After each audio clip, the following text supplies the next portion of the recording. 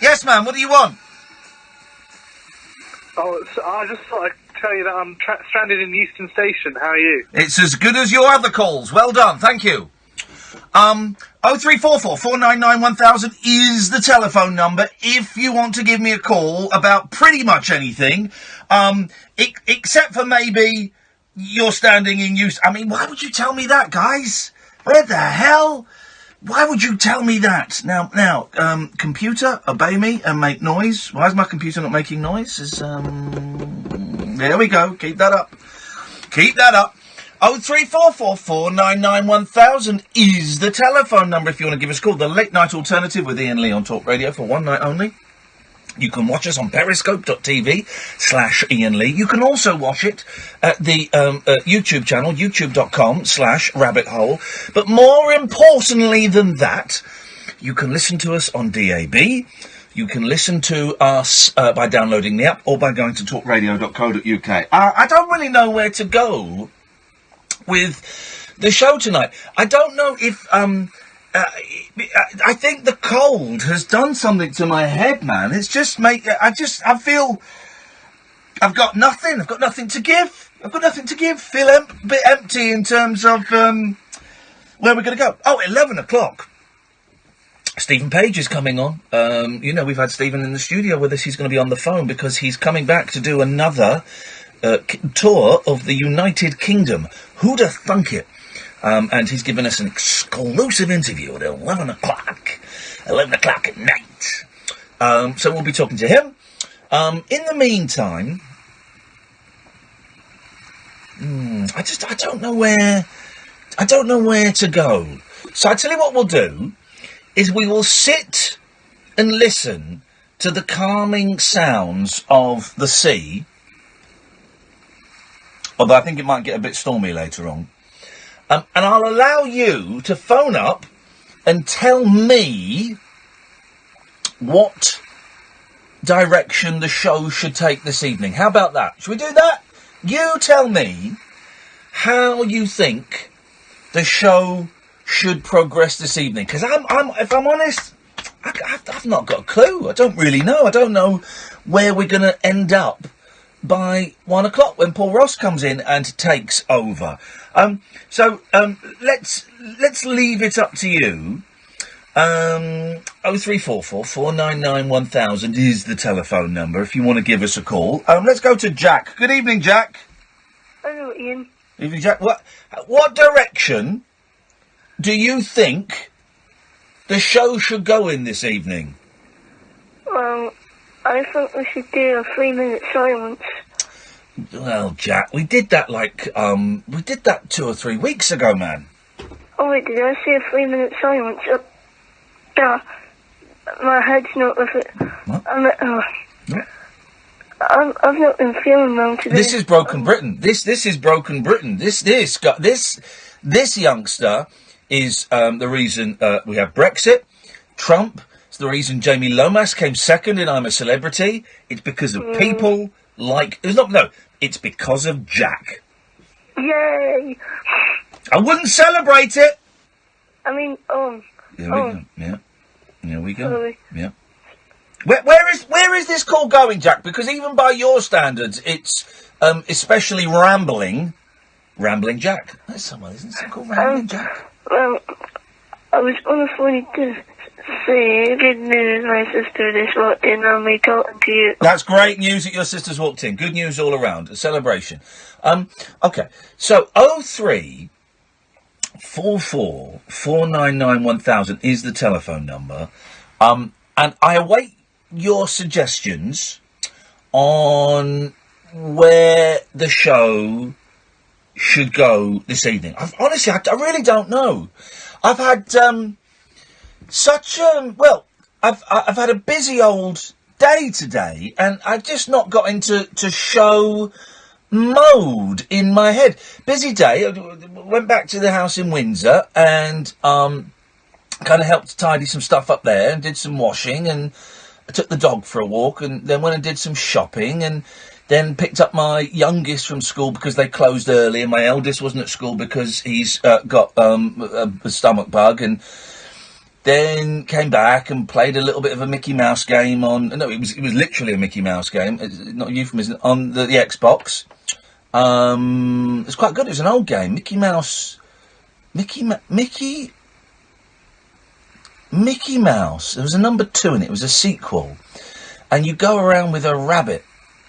And you've got to zap stuff and paint stuff. Not Castle of Illusions. Anyway. So I was playing that with my son. And then we went for a little sledge. Now, we weren't near any hills, but so we just took turns sitting on the sledge and dragging each other along the road. Oh, I tell you what was exciting is the house in Windsor where they all live. There's a driveway. It's very posh. It's a small driveway, but it kind of points downwards. And I made the mistake of trying to park on the driveway. Well, I couldn't stop skipping forward and slipping forward, caller. I couldn't stop slipping forward. Hello? Hello? Oh, yes? Can we have all new callers, please? Because I'm bored of hearing the same people. Yes, so am I. Trust me. So I kept slipping and sliding, and then when I tried to reverse my car out of the driveway, it was exciting. It was very tense. It's literally a car's depth, but it took me 3 or 4 minutes to get slide. Here's the thing. I am an excellent bad weather driver, and I know how to drive in slippery conditions. Unlike most of you, I know how to drive in slippery conditions. Okay. You don't rev it too much, because gets the wheels turning. But sometimes you've got to give it a little bit of welly. But also you've got to, when you're reversing up an icy hill, you've got to ride the steering wheel a little bit. Just left, right, and that helps you go up. And then my youngest fell. Anyway, what I'm saying is, I've had a real sort of dad's day.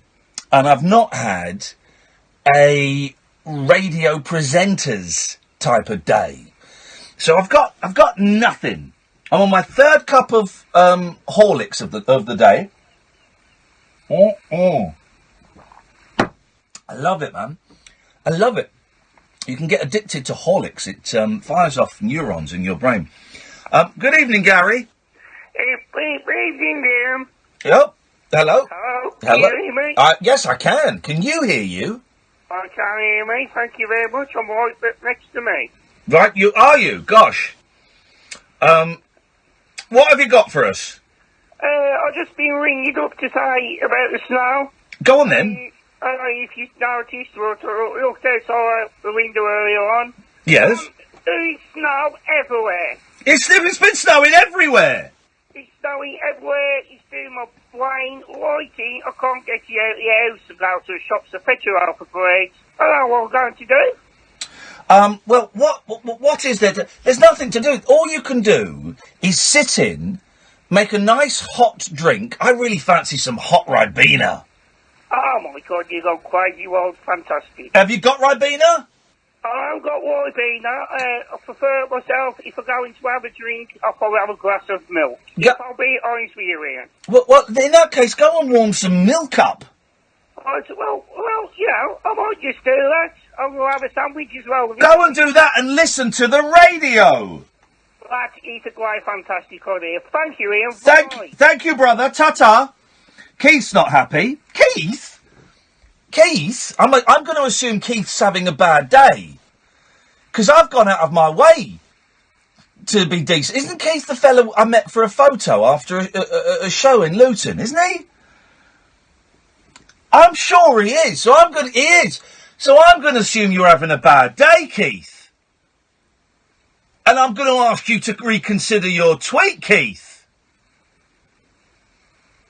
Was I big fan? But come on, mate, we all have bad days, yet you was a cock to the first 2 callers.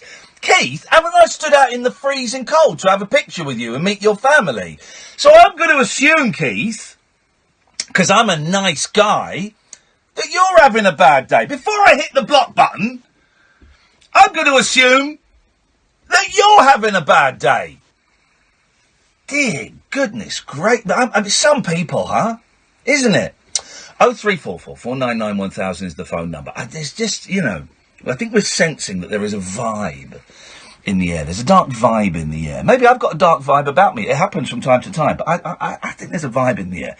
Tonight's show could be one of two things, right? It could be a bit rubbish and nothing quite, like my car reversing out of the drive, nothing quite gets any purchase and it doesn't really go anywhere and we're kind of on the same spot. That's option one. Option B is it could be a real feisty, sparky bastard of a show. It could be. It could be one of those. It's kind of up to you whether it's one or whether it's B. It really is. 0344 499 1000 is the telephone number if you want to give us a call. It's like a choose your own adventure book tonight. You decide which way it goes. Is it going to be, you know, an okay kind of show where nothing really clicks? Or is it going to be a slap round the head with a big thick book? Maybe the Bible, maybe the Quran. 0344 499 1000. I'm Iain Lee. This is the Late Night Alternative on Talk Radio. Talk Radio. Contact Talk Radio. Speakers off, please. 0344 499 1000. Text Talk and your message to 87222. Text costs 25p plus your standard network rate. Or you can tweet us at Talk Radio. Talk Radio. We'll get you talking. With Pertemps Recruitment, opportunity is closer than you think. It can take you to places you've always wanted to be, and it's around every corner. So if you're looking for your next permanent, temporary or contract opportunity, hop into one of our 200 local offices or search Pertemps online. Pertemps, the face of recruitment. Can you think of a reason why you shouldn't apply for an Ocean credit card? There's a credit limit of up to £1,500. They send you text so you keep control of your spending, and you can see if you'll be accepted before you apply at askocean.co.uk. Plus, checking won't affect your credit rating. But before you go and check, there's just one reason why you shouldn't. Because you've already got an Ocean credit card, right? Otherwise, get checking. Go to askocean.co.uk. Intelligent Lending Limited is a credit broker. Capital One is the exclusive lender. Hello, I see you're interested in the Corsa with mobile connectivity. Exactly. And advanced European engineering for a fun dynamic drive. All for just £149 initial rental, then £149 a month. Really? Search Corsa Energy. Vauxhall. British brand since 1903. Personal contract hire offer on Corsa 3-door Energy 1.4 75 PS in metallic. Hello, Savio. Initial rental £149 plus 47. Hello, Sam. Hello, Sit Stand Walk. Sam, Collapsible. Tina, Mackenzie, Gavin. Hello, everybody who's watching the show. Steve Thompson. 2018. Offer not available. We've talked about it before, Steve, but welcome to talk about it. Hey, Katie. For a limited time, there's up to 50% off sofas in the DFS price snap. Don't miss out. DFS. Sorry to interrupt. Realise you're busy. That's why you didn't have time to make dinner. Burger and chips? Sorted. Of course, you're also much too busy to suffer the discomfort of heartburn or Up yours, Matthew. Can follow a Hi, Hugh. meal. Kaskari, Lewis, Stacey. It used to work instantly and lasts up to twice as long as antacids. Get dual Daniel, from Paulie, and Buddy, with Gaviscon Double Action. Even Luke, when lying down. Benken, Available in mint or aniseed flavoured liquids. Michael, Hugh Gaviscon Simpson, Double Action. Dennis. Read the label. Set free your mind. Let your fancy take flight. Conversation gets curiouser by the glow of moonlight. The Late Night Alternative with Iain Lee on Talk Radio. 0344 499 1000 is the telephone number if you want to give me a call. Just not sure where to pitch this one tonight. I'm not sure where to pitch it. Do you know what I mean? Don't quite know. And I see that the phones haven't exactly lit up, which is fine. It means that you want me to do a bit more work, which is fine. That's what I get paid for.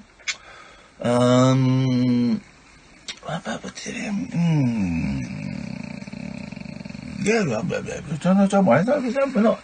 It's not panic stations yet. Well, it's never panic station. Why would it be panic stations?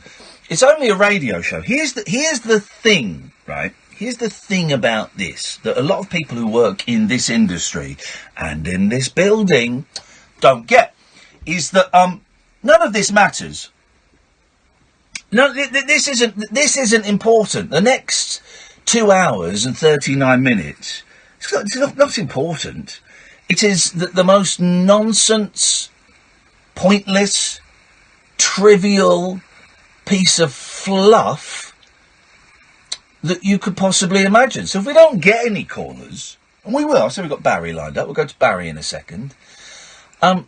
If we don't, then if I say it, then you might not. Okay, if we don't, then you'll just hear me slowly unwinding my mind. And personally, I don't know how interesting that would be, but I kind of get the feeling that some of you would like to hear me unwinding my mind, and maybe we could do that.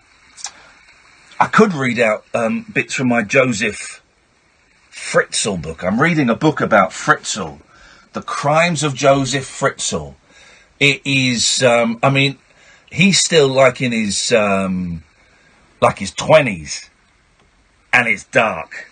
Yeah, it's dark. Here's an interesting thing. Without Googling it, right? Without Googling it, we all know Joseph Fritzl, right? He's the Austrian fella that sort of built an underground, like a cellar, where he kept I think he had like 7 or 8 kids. Kept one of his daughters, under there for about 20 years or something, and raped her, and they had kids together and stuff like that.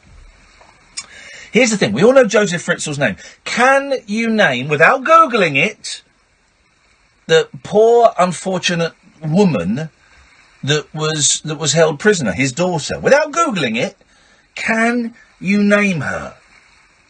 And it's weird. Generally, let's put this theory to the test. Now there are calls, and I'm on a roll now.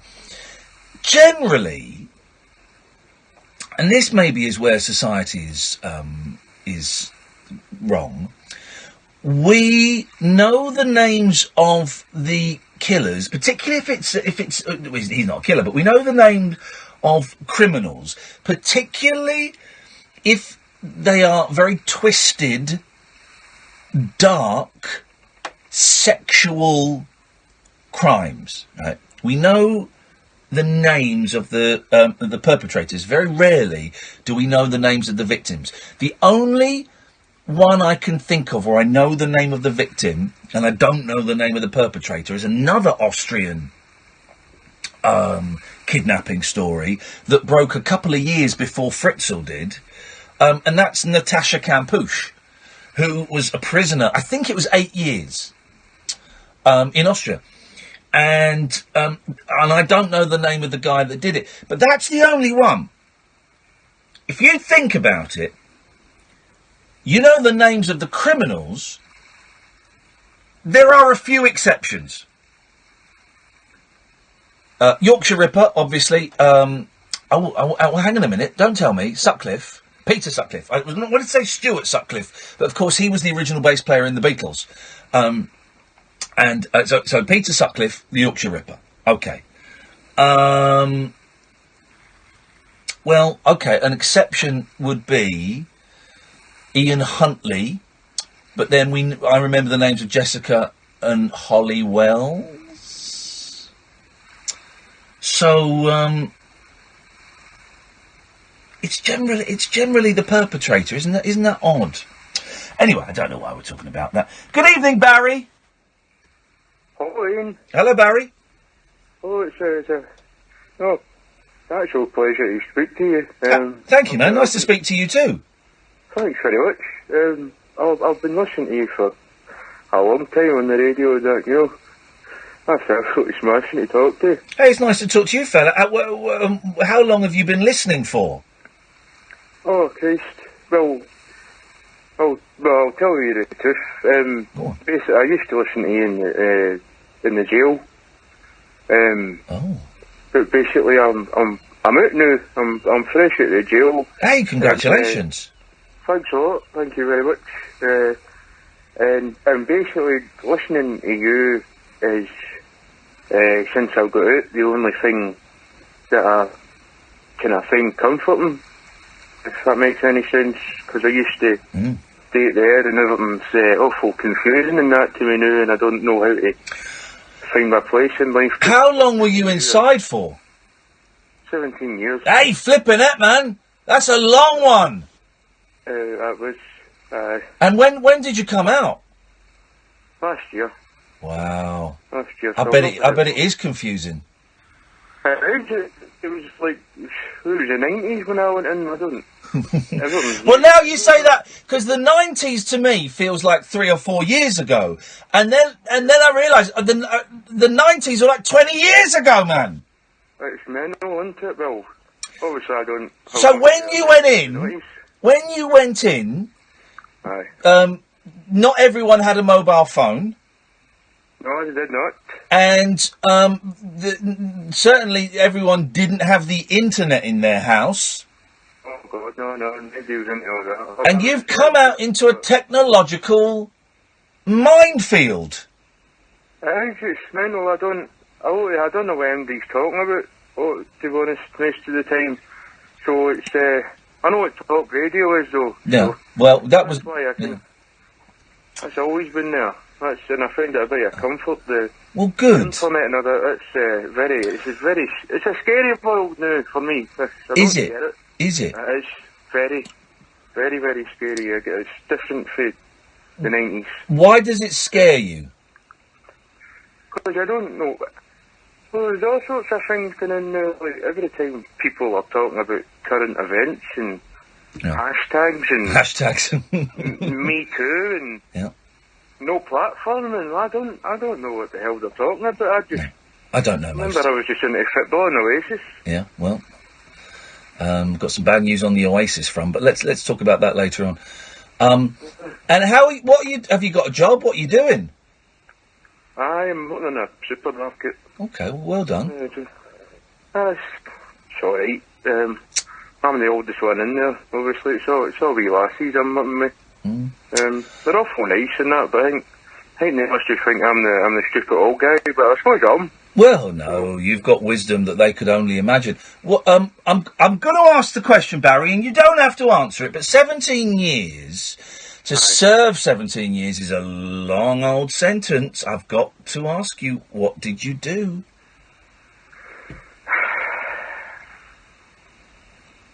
Pumped a dog. You what?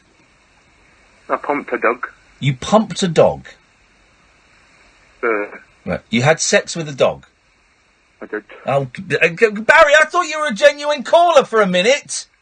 Oh, I made one mistake. Oh, for goodness sakes, man. You don't get 17 years for pumping a dog.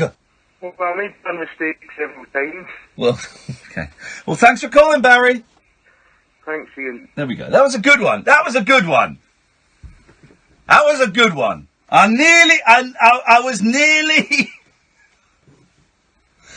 nearly went there. I was suckered in for a bit. That was a good... If you're listening, kids, that's how you do a prank call. That's how you do it. I got a little bit suspicious when he started his examples of what modern culture scared him. Hashtags and no platforming and Me Too. Well, you know, listen, I think the lesson to learn from that call is just don't pump a dog. No, we're a dog pumping free zone. Yeah, hear me? If you want that kind of filth, go to London's biggest C words. Is that what they're called? Leading big. What is it? I can't remember. Yeah. 0344 499 1000 is the phone number. This is the late night alternative on talkRADIO. Jerry! You've watched the cult TV show, you've seen the controversial opera, you've read the best-selling book, and you've drunk the intoxicating aftershave. Now, check out the Jerry Springer Radio Show, right here, only on talkRADIO. Join me, Jerry Springer, live on tape from a coffee shop in Kentucky, and enjoy the very best conversation, recreation, and just a little caffeination. It's tales, tunes, and tomfoolery on the Jerry Springer Radio Show. This Sunday morning from 6. Only on talkRADIO. We'll get you talking. After-hours amusement for anarchists, air hostesses, and jet-lagged Antipodeans. Good night, coppers. Can I crash on your floor? The Late Night Alternative with Iain Lee on Talk Radio. I enjoyed that. Angela. Hi, Ian. I enjoyed that prank. Yeah.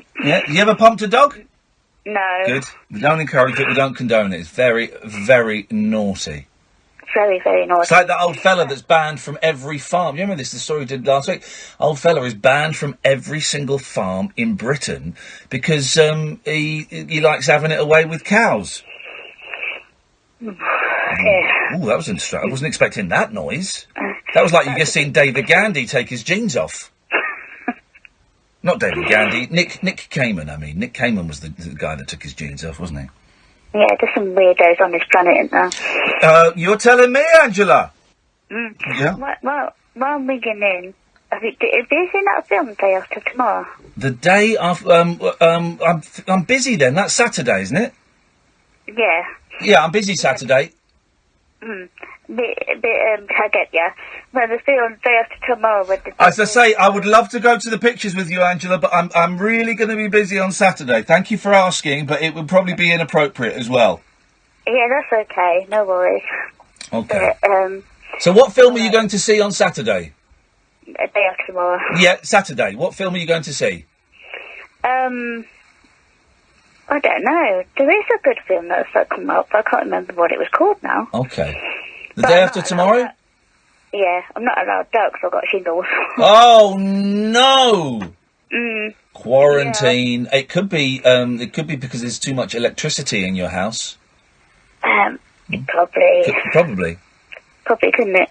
Do you buy this thing? Some people claim that, in fact, a guy that was on Howard Hughes the other day, but some people claim that electricity and Wi-Fi makes them sick. Don't know, do you? Well, science says no, but these people, small in number but powerful in voice, are adamant that it does have a negative impact on them. Would you like me to look into it for you, Ian? I would love you to look into it. I'm going to consider you my electricity and Wi-Fi sickness correspondent. No worries, I can... That's what we're going to do. I knew we'd get there. Right, that's it. It's an oldie, but it's a goodie. We're going to hand out correspondent jobs this evening. It's an oldie, but it's a goodie. So, right, we're going to write these down, and these will go on my website. So, Angela... You are the electricity and Wi-Fi sickness correspondent, okay? And that means if ever we're doing a story or talking about electricity or Wi-Fi or anything like that, you have to phone up and give us the latest stats. It means you've got to listen to every single show all the way through. Can you do that?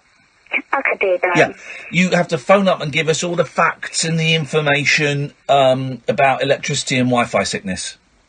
Right. Yeah? Yeah, I'll give it a good look into. Okay, I'll ask all my technical friends and engineering family. And your bullshit friends, yeah. You wanted to talk about a film where snow happens. Yeah. Day After Tomorrow. I'm not on Saturday. Could you do it now? Yes, I could do it. Okay, go on then. What's the film called? Well, it's I'm the new Abbott and Costello. I'm both Abbott and Costello. Yeah, I remember them. They were brilliant, weren't they? They certainly were, Stanley. Yeah, very good. Yeah. But it's out. We got really bad snow here for a change. Yeah, there's snow pretty much everywhere, although central London is now boringly, it's grey sludge. But here's the problem with the snow, is that the cars get filthy because of the grit everywhere. And you've got to keep your water dispenser, your windscreen water dispenser bottle stocked up. Yeah. Public service announcement. And do you keep a bottle of water near your bed so you don't get dehydrated? Not to clean my windscreen, no. Anyway. Sucez ma pine? Pardon? Just trying out some French. I don't know what that means. Okay, nor do I, actually. Mm-hmm. Nor do I. The French boy told me to say it on the radio, and I suspect he's now laughing on the other side of his face. Is that a swear word, you reckon? Face isn't a swear word, no. So, tell me about this film. What's it called? Day After Tomorrow. Well, like I say, if we could talk about it now, because you're here, it just seems sensible to do it now. Well, it's just like it was just like change of weather where all the snow came and practically the planet was full of snow, and the pollution, it needed to kill the pollution off in the air, and I don't know if that's happening now. Oh, what? The snow? Hang on, you think the snow is what killing the people off? No, the pollution in the air, like all the rubbish that's up there. Kind of thing. Yeah. Well, it's definitely possible. Well, the pollution. Hang on a minute. No, the pollution is killing people. Yeah, but the snow came along and cleared the atmosphere. Oh, did it? Is that what happened in that film? Yeah. All I remember is, right, it was really, really exciting, and then they got stuck in a museum library, and then, in the day after tomorrow, it snowed a lot. And then the day after tomorrow, it melted.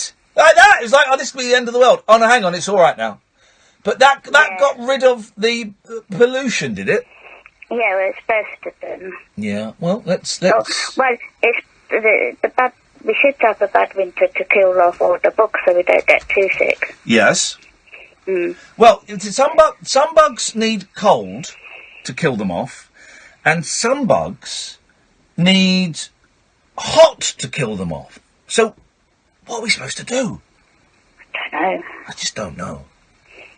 No. I just don't know. Well, perhaps it ought to balance itself out. You would think so. Okay, well, thanks for that, Angela. No worries. Thanks for chat. Tutty bye. 0344 499 1000. We're going to give away, and I haven't done this for about 12 years, we're going to give away correspondent slots tonight. That means you will be the official. And here's the difference from when I did it before. When I did it before, it was solely you were the correspondent for my show. Okay?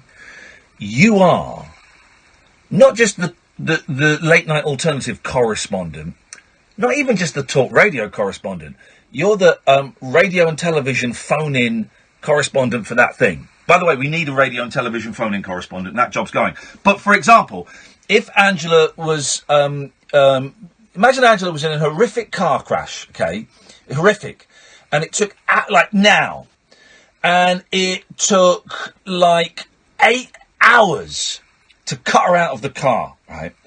And towards the end of her horrific stay, where unfortunately she would lose the sight in one eye and possibly a limb, she just couldn't turn up the radio off, and it was stuck on talk radio, and she was, in so much pain.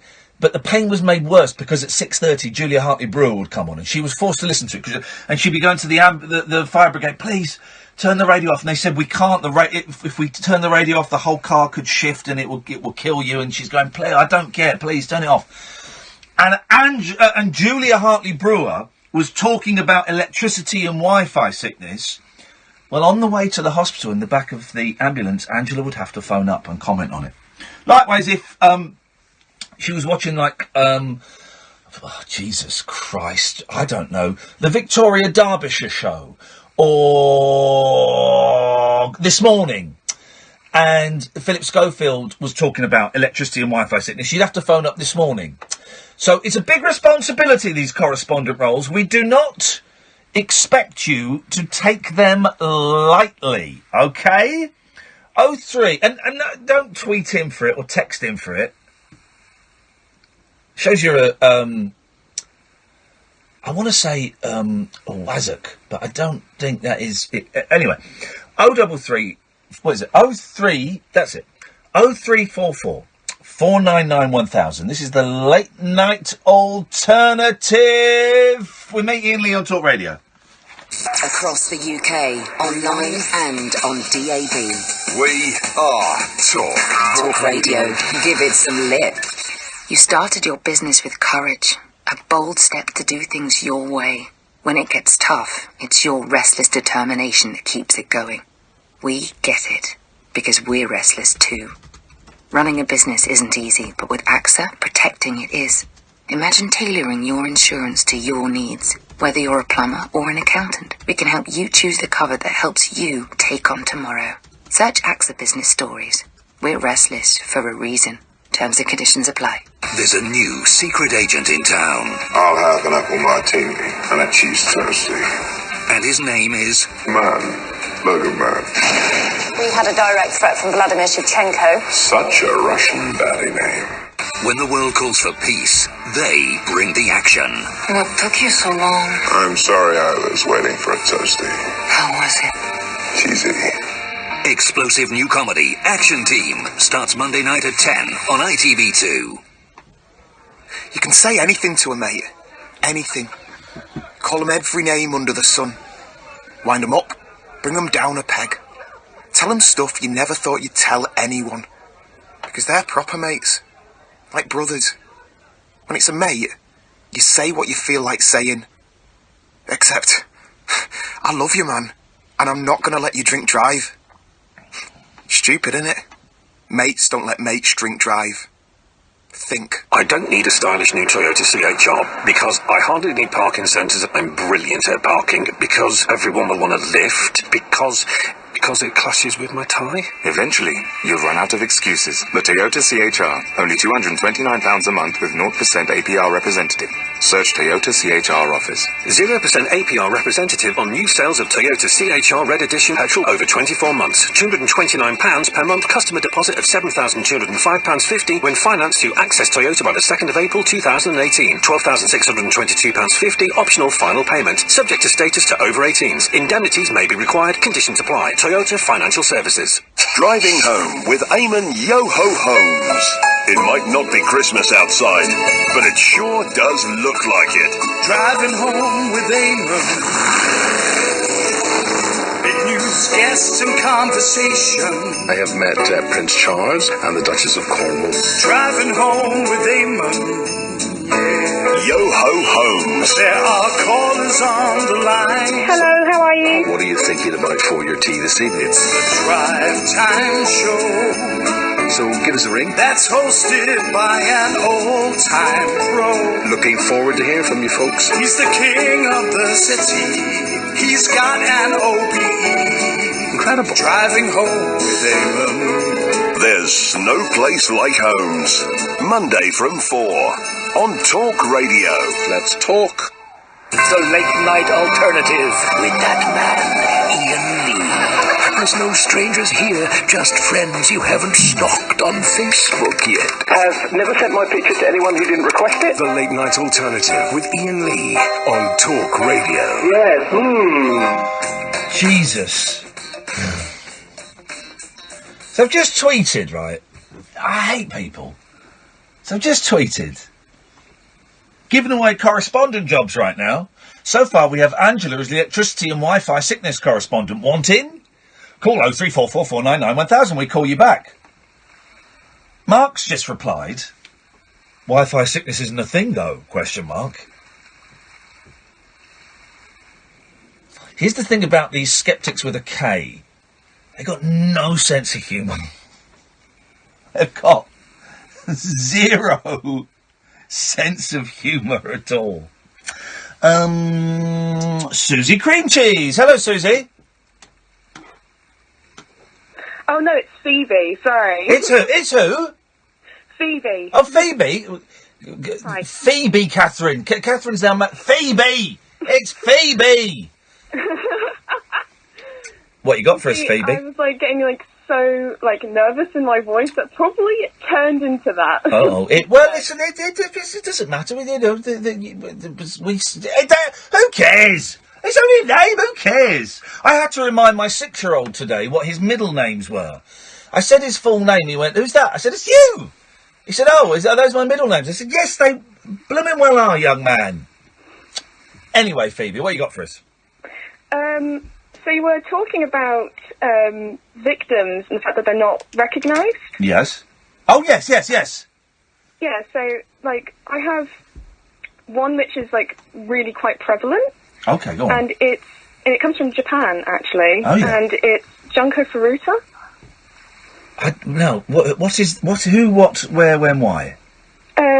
She actually was the same age as me when she died. She was 17 years old, and she died in November 22nd of 1989. Yeah. I don't know this case. I'm not that hot on Japanese murders, I don't think. Unless this...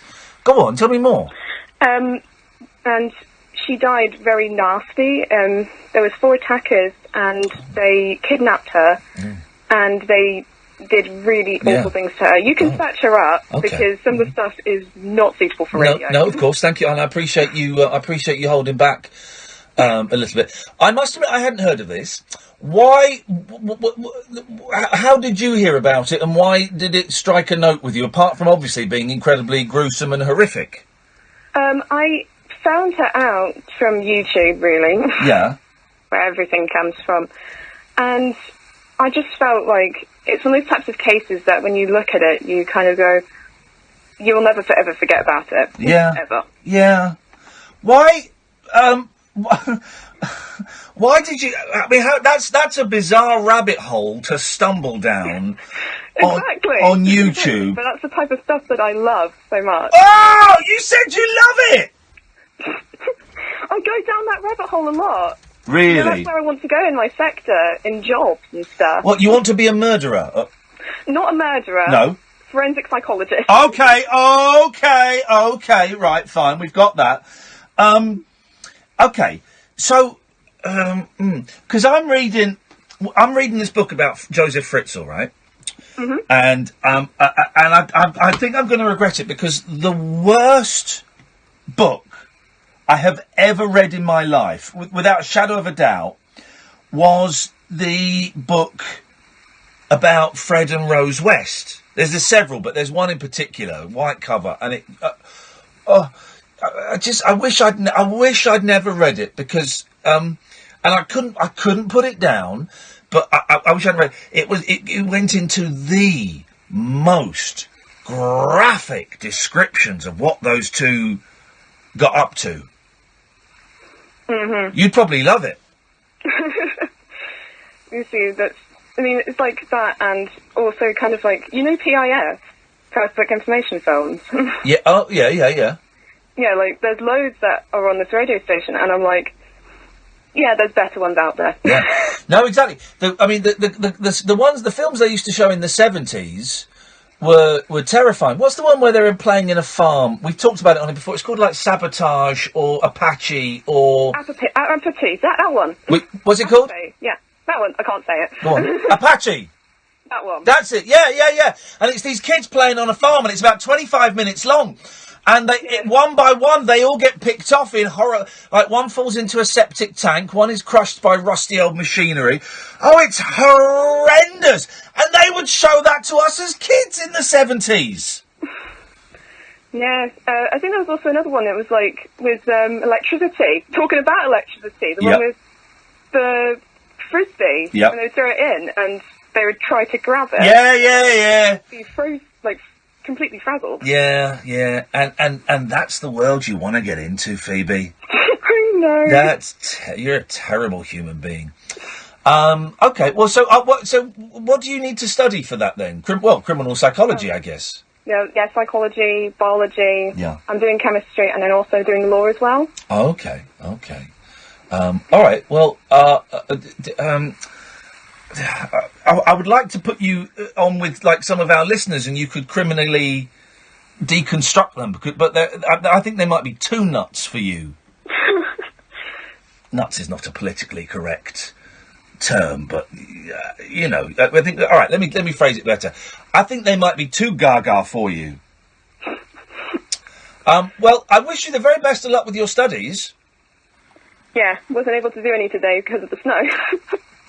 Well, hang on. So, you couldn't open a book because of the snow? No, we couldn't get to college because no. Right. No. Hang on. You said you couldn't do any studies, and that study you could have read a book. You could have gone online and watched another horrible Japanese murder.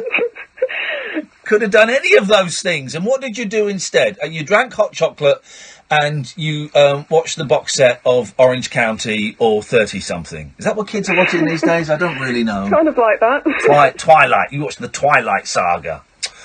Okay. All right. Well, nice one, Phoebe. Thanks for calling. Thank you. Cheers. Bye-bye. Let's go to Jane. Good evening, Jane. Good evening, Ian. Good evening, Jane. What you got for us? Well, I used to be a forensic scenes crime officer for the police. Oh, what's going on? This is incredible. Yeah, and yes, there are lots of things you can see that you don't want to see. You can't unsee them. So, reading that book. Yeah. The Fred West one. I've read that myself. Oh, it's horrible, isn't it? It's a very unpleasant book. Yeah. Well, here's the thing, and I've often thought about this. Why, the biggest grossing movies are generally about murders. Yeah. The most popular TV shows are about murders. Yeah. And I wondered why we were so enamoured with really grisly, horrible, quite often sexually motivated murders, be they, fictional or true. We love it. And it's weird, isn't it? Because when you actually deal with it, it's not really something that's that pleasant. No. I wonder if it's locked down deep in our DNA. Yeah, I think possibly it is. It's animal instinct, isn't it? It's like when you drive past a car accident, you all look at the... Yep. So... When you, and you must have seen, I don't even want to go there, but you must have seen some incredible things, right? Really horrific, upsetting things. How do you decompress after that? Well, when I first started, you kept it to yourself because it was very much not talked about. Yeah. And women were new to the job, and civilians were new to the job, so you didn't discuss it too much with anybody. But now you have team talks and fun with your colleagues. And you have a sort of I don't know, what would you call it, a debrief type thing. But it does play on your mind, and I think years later it can damage you, without a doubt. And it needs to be handled carefully. Because we're all very soft. The people I know who do my job, some of the girls are glamorous, they could be models, and yet they go in amongst all this gore, and they come out the other side, and they've done a damn good job. But I do think it does affect you, but I do think it's fascinating nonetheless. That's why I did it for a career. And what exactly was your job? So you were going, and there had, for example, there's a dead body, and there's a dagger in the stomach. What would you practically have to do once you got there? Well, we'd probably start with photographing the scene and videoing the scene, and then you'd have to examine the body to see if there's any more damage on it. And you'd get right up close, and you'd be going over every inch of the body. Yeah, one of us would, yeah. Yeah. I used to try and stand at the back and just keep out of it. But, no, you do. You have to get involved, and it's quite harrowing. But we're all softies. We've all love animals. We're all really gooey people. So it seems, it is a bizarre career for us. Yeah. People that did it, a great bunch of people. And how long did you do? You say you don't do it anymore. I imagine that for something like that, there's got to be a shelf life where at one point there's a build up of horrible things you see, and then you go, you know what? That's my limit. I'm off now. Yeah, there are a few that do go off like that. But it's in your blood. You can't. I don't know. It's addictive. I mean, I'm medically retired thanks to MS, a bit like your mum. Okay. Yeah. Yeah. So, but I can't put it down. It's just the books I read are criminal books. It's the Fred West books, that sort of thing. Yeah. The Sower murders and that sort of thing. Isn't that interesting? And it's very hard giving it up because you see something going on locally and you're not party to it anymore. You don't know what's going on. You don't know what's under that tape, behind the scene tape. So when you see a bit of tarpaulin, and a taped off area, you start salivating. Well, yeah, kind of. Yeah, no, my tongue is slightly in my cheek, but also I mean it. It's, it's, for me, it's when I see someone with some exciting radio equipment, I go, oh, let me have a little look at that. Yeah. And it's that thing that floats our boat. Yeah. Well, I think it's difficult because it doesn't. I don't know. It's just you want to get in there. You want to know what's happened. You want to see what's happened. Yeah. You want to work out. And the pleasure when you find and catch someone for something, it is very, very rewarding. Thank you for your years of service and catching the bad guys. It's appreciated. Yeah, and we also prove people are innocent. We weren't there just to prove. Oh, forget those losers. Forget the innocents. Who cares about those guys? Well, good for you. Well done, and thank you. Seriously, we've only got 30 seconds left, and I've got to go to the break. But quickly, how's your MS going? You all right? Yeah, I'm fighting it. Yeah. All right. Well, listen, Jane. All right, mate. Thanks for calling. We'll speak again. Okay, bye. Ta-ta. Bye-bye. Wow, isn't she fascinating, huh? There we go. I knew it. It's absolutely fascinating. I always wonder about the coppers that have to watch the films of child rape that we call child porn. The poor souls that have to sit and watch that. The impact that must have on them. Maybe we'll talk about that a bit later on. After 11, though, fun, lights, sunshine, music, and laughter. Mr. Stephen Page. Who's been in this studio and I absolutely love. He's coming back to the UK and we've got the first interview with him to talk about it. And we're giving away some tickets. Talk Radio. We got entertainment and we're not afraid to use it. Talk Right. Radio. Winston Wolfe, direct line. You are? Jane, the landlord. So I understand a piece of equipment is misfiring. There'll be I'll have some another cold bodies in orange his horse, house. please. Sorry, Jane. And a your water, boiler is please. broken. And a water. Cost an arm and a leg. So we've got Don't worry, two you've pairs got of direct line tickets. landlord insurance. They cover boiler You want to give away breakdowns as two standard pairs of buildings tickets. cover. Get it So we can have them in repaired, different replaced, places. They'll pay the cost. Right. Switch for boiler breakdown cover as standard with buildings cover. Can your insurance do that? Search Direct Line Landlord. Excludes wear and tear. £200 extra supplies. Not a call-out service. Underwritten by UK Insurance Limited. I can see clearly now the rain is gone. I can see all obstacles in my way. Gone all the dark clouds that had me blind. It's gonna be a bright, bright, sunshiny day. eBay. Snap it, list it, sell it. The easy way to make room for the new you this spring. Download the app and start selling now. eBay. Fill your cart with colour. This weekend at Homebase, we've got 20% off all rugs. Offer ends Monday. Don't miss out. Homebase. Always your home, always low prices. In-store only. Excludes clearance outlets. With Pertemps Recruitment, opportunity is closer than you think. It can take you to places you've always wanted to be, and it's around every corner. So if you're looking for your next permanent, temporary or contract opportunity, hop into one of our 200 local offices or search Pertemps online. Pertemps, the face of recruitment.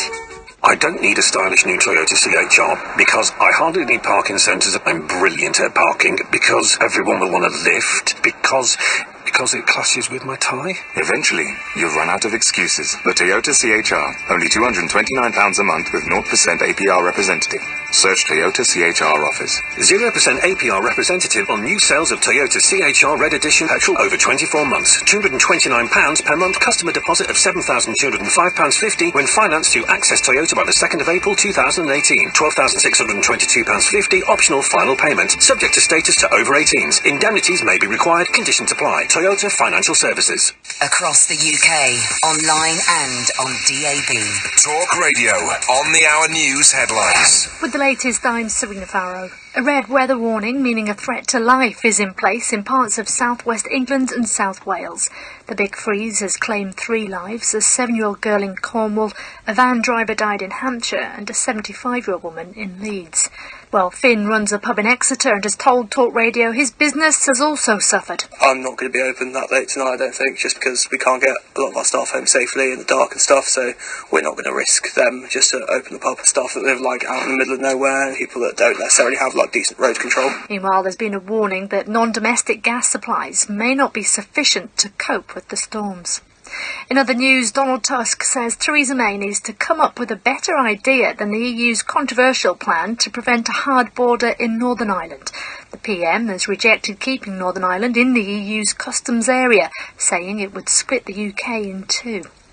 Now, reports found successive British governments failed to protect children who were sent to live abroad from sexual abuse. The conclusions were made by the independent inquiry.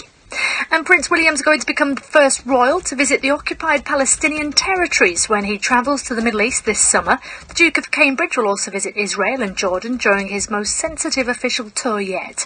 Chief Rabbi Lord Sachs, a friend of Prince Charles's, says it's a positive step. That's a way of saying to Israelis and indeed to Palestinians and Jordanians, we care about you.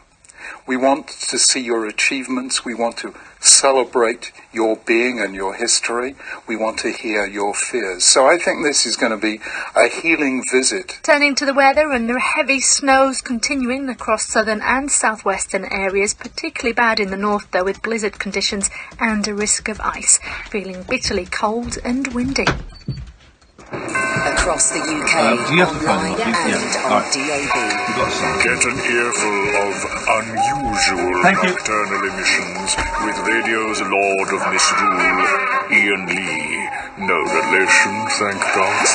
Unfiltered Night Talk with the original king of unconventional conversation. The Late Night Alternative with Iain Lee on Talk Radio. I mean, really, isn't it?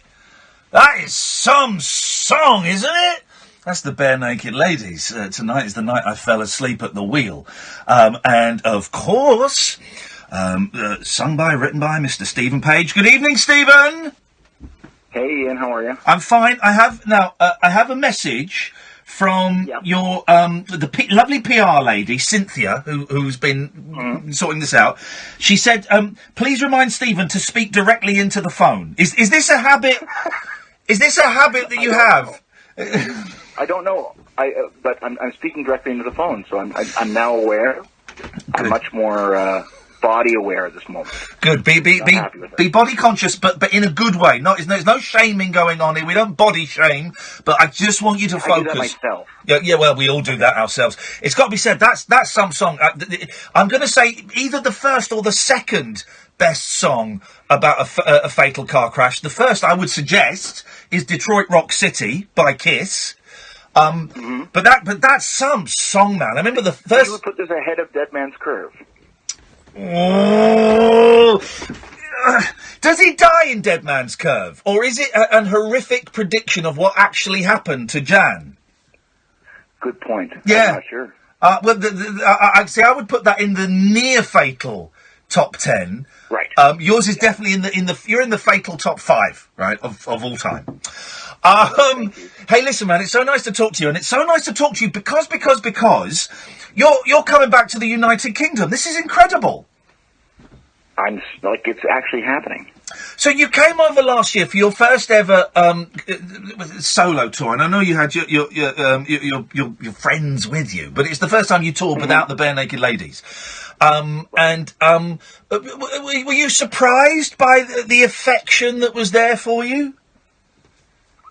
Yeah, I was. I mean, I was hoping that people would come, but like, those were special shows. Like, for the three of us too. Like, in the trio, it's not Craig or Kevin's group, and I think they were just as blown away as I was with how people responded to those shows. So I couldn't wait to come back. They were magical. We came and saw you. Me and Kath came and saw you in Luton, and I can't even remember what the song was, but it was such a spellbinding performance when you put the microphone down and you wandered around this wonderful venue, crooning us acoustically. Oh, it was incredible, man.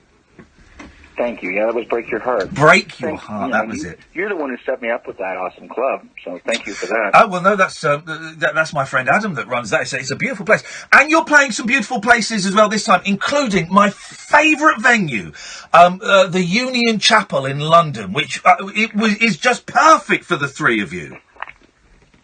Great. I mean, that's what I've been dreaming about going there, because people have been telling me for years it's where we should be playing, so... Finally, we get to do that. Have you seen it? Have you been there before? I've only seen like video of other people performing there. Mate, it's But I've never actually insane. It's a church, you know. And I've seen Bell and Sebastian, Michael Nesmith, and bizarrely I saw Elton John there, but we don't talk about that. And it was it's a church, and it's got the acoustics of a church, and the three of you are going to sound incredible in there. Maybe we should record that one. Mate, record it. I'll help you. I'll find some. Well, let's record it. Let's decide that now. Right, so this is happening in August, right? And by the way, dear listener, we have got 2 pairs of tickets to give away.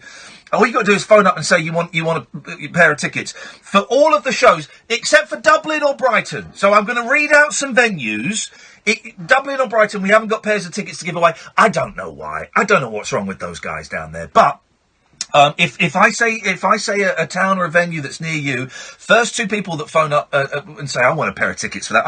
I'm a tightwad. I can't be bothered to put my hand in my pocket and hand over $1 to struggling singer-songwriters. I want them for free, goddammit, because it's 2018 and all music should be free. Then you can do that. 0344 499 1000. These are the dates starting on Tuesday the 7th of August. Bristol at Fleece. I don't know what Fleece is. Wednesday the 8th of August in Liverpool at the Arts Club. Friday the 10th of August at the Union Chapel in London. Saturday, here come the freeloaders. Saturday the 11th in Holmfirth at the Picturedrome. Monday the 13th at Belfast in the Empire Music Hall. The 14th of August in Dublin. At Whelan's. I'll tweet all these out as well. Don't worry, listeners. We'll make sure you know where to go. The 16th of August in Edinburgh at the Queen's Hall, which is stunning. And the 16th of August is Edinburgh. 17th of August is in Glasgow at Oranmore. And, great venues.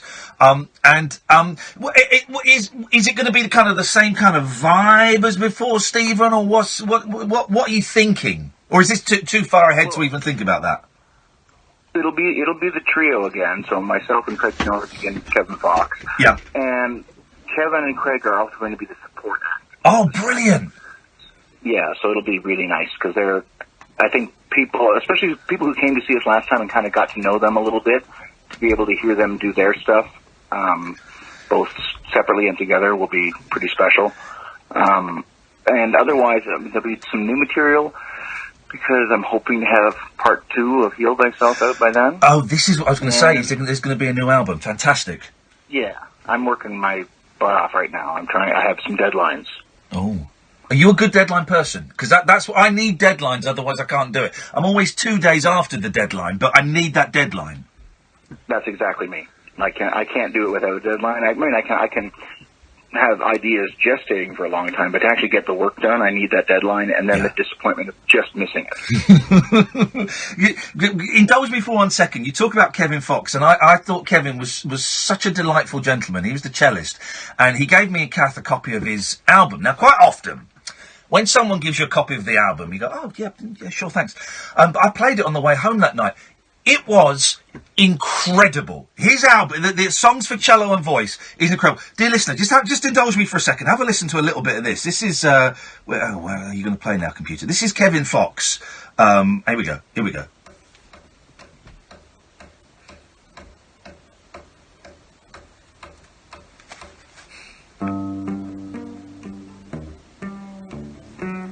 It's so good.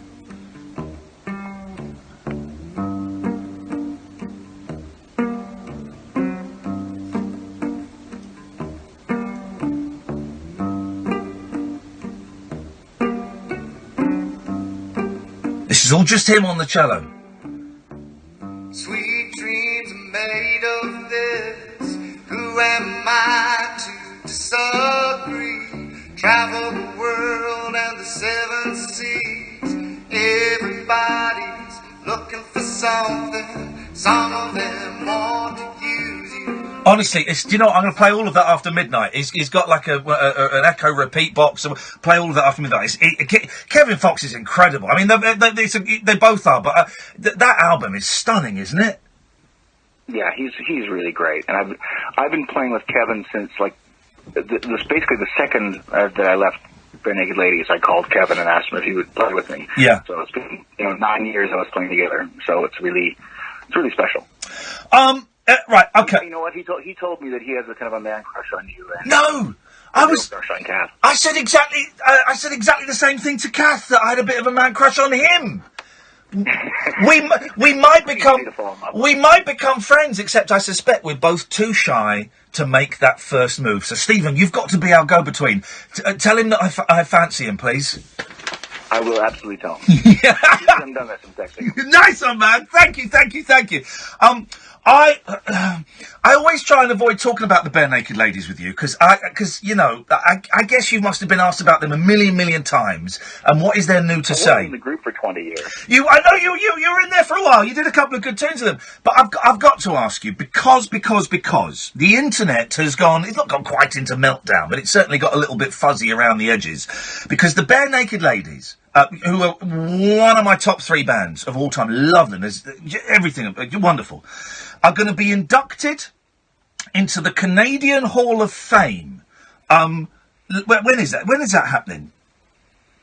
So it's at the Juno Awards, which are the Canadian Music Awards, at the end of, I think it's March 25th. March 25th. And so the band are going to be there. And is it right that you're going to be there? That's the deal. So they're inducting the band and me with the band all at the same time. So we're going to have to spend some time in the same room together. Which is, it's been a long time, but I've actually been corresponding with the other guys for the first time in years, which has been weird and nice at the same time. Okay. Is it going to, if I pry too much, tell me to jog on. I'm a fanboy. Is it going to be? No, it won't be. Well, it'll be weird for about 30 seconds in the room, and then it'll be like hugs and back slaps and going back to kind of old jokes, won't it? That's what I like to imagine. That's certainly what I'd like to imagine. That's what I hope, and I think that's definitely the case. I think that's what we're all hoping for. All right, I've got to ask 2 questions. I mean, I'm rejoining the group, but it might be nice to be able to be pleasant and to celebrate all the good stuff we did together. Okay, well, I have to ask: will you be playing any songs with them? That hasn't been determined, is the official answer. Got a tiny little boner here. Does that tell you anything? Yeah, I've got a little boner, Stephen. That's just a little one. I've got a semi. It's for me. I tell you why, right? Because I know you know rock history, and I know rock history, and I read books about bands, and you remember when Kiss did the MTV Unplugged with, it was Gene and Paul, and they had Eric Carr and Bruce Kulick, and then right at the end, they went, we want to bring out a couple of members of the family. Here's Ace Frehley and Peter Criss, right? And those guys came out, and you could see the dollar signs, literally see dollar signs in Gene Simmons' eyes as he's thinking, reunion. He trademarked those dollar signs. He did trademark the dollar sign. That's true, isn't it?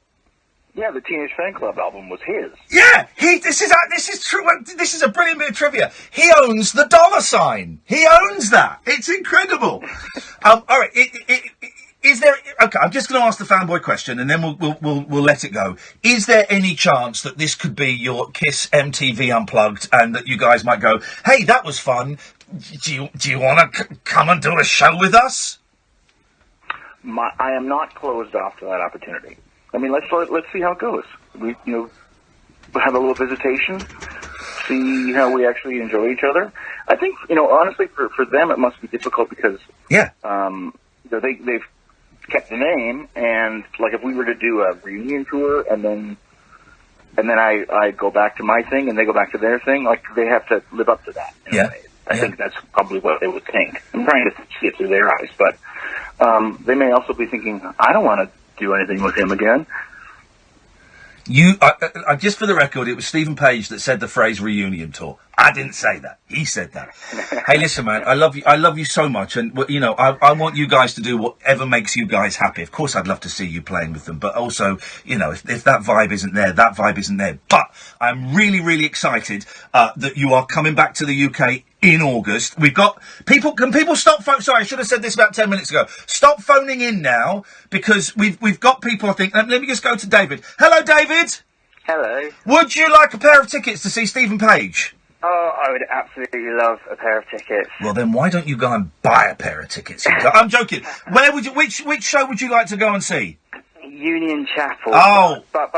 Oh. I would also. Uh-oh. I want to take the credit for Stephen doing the gig at the Union Chapel. Oh, hang on a minute.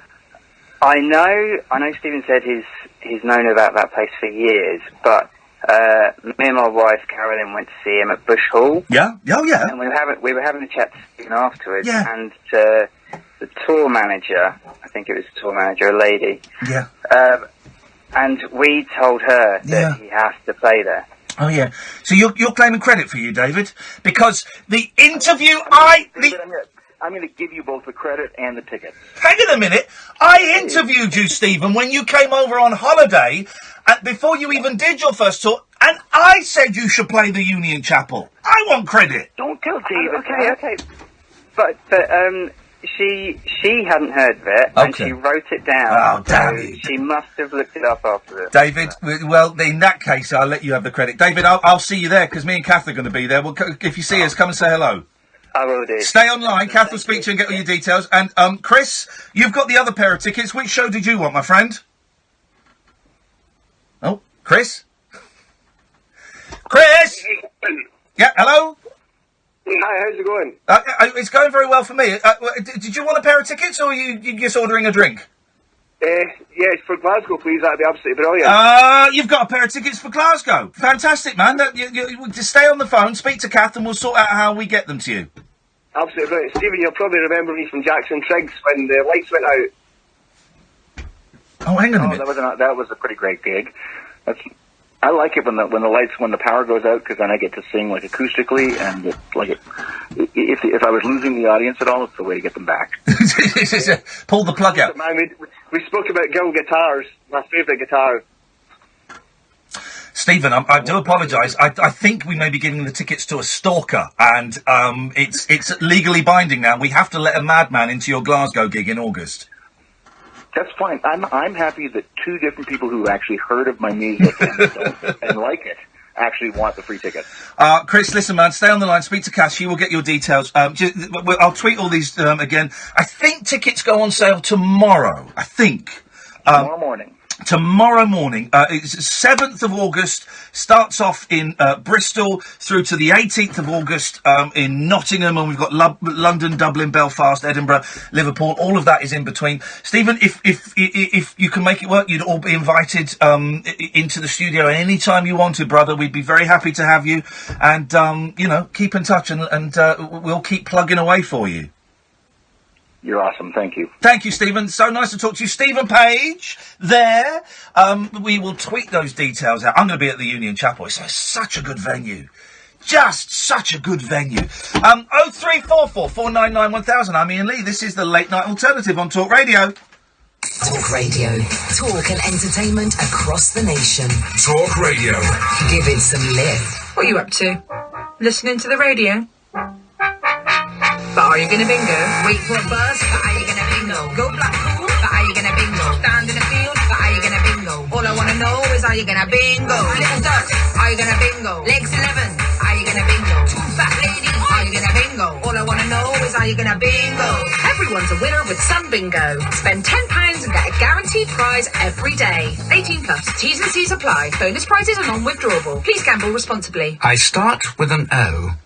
I end with a Y. I'm the second biggest preventable cause of cancer. What am I?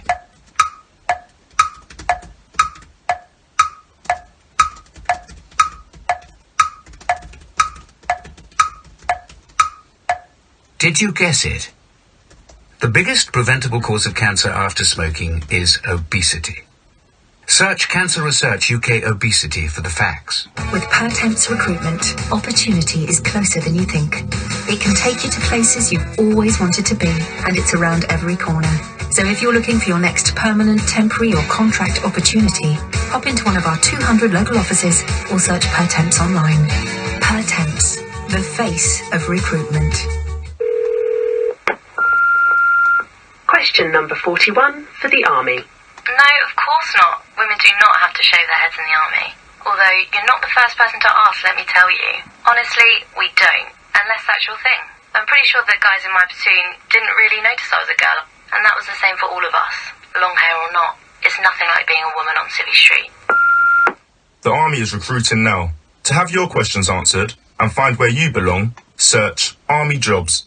There's a new secret agent in town. I'll have an apple martini and a cheese toasty. And his name is... Burger Man. We had a direct threat from Vladimir Shevchenko. Such a Russian baddie name. When the world calls for peace, they bring the action. Are you gonna bingo? I'm sorry I was waiting for a toasty. How was it? Cheesy. Explosive new comedy, Action Team, starts Monday night at 10 on ITV2. The Late Night Alternative with Iain Lee on Talk Radio.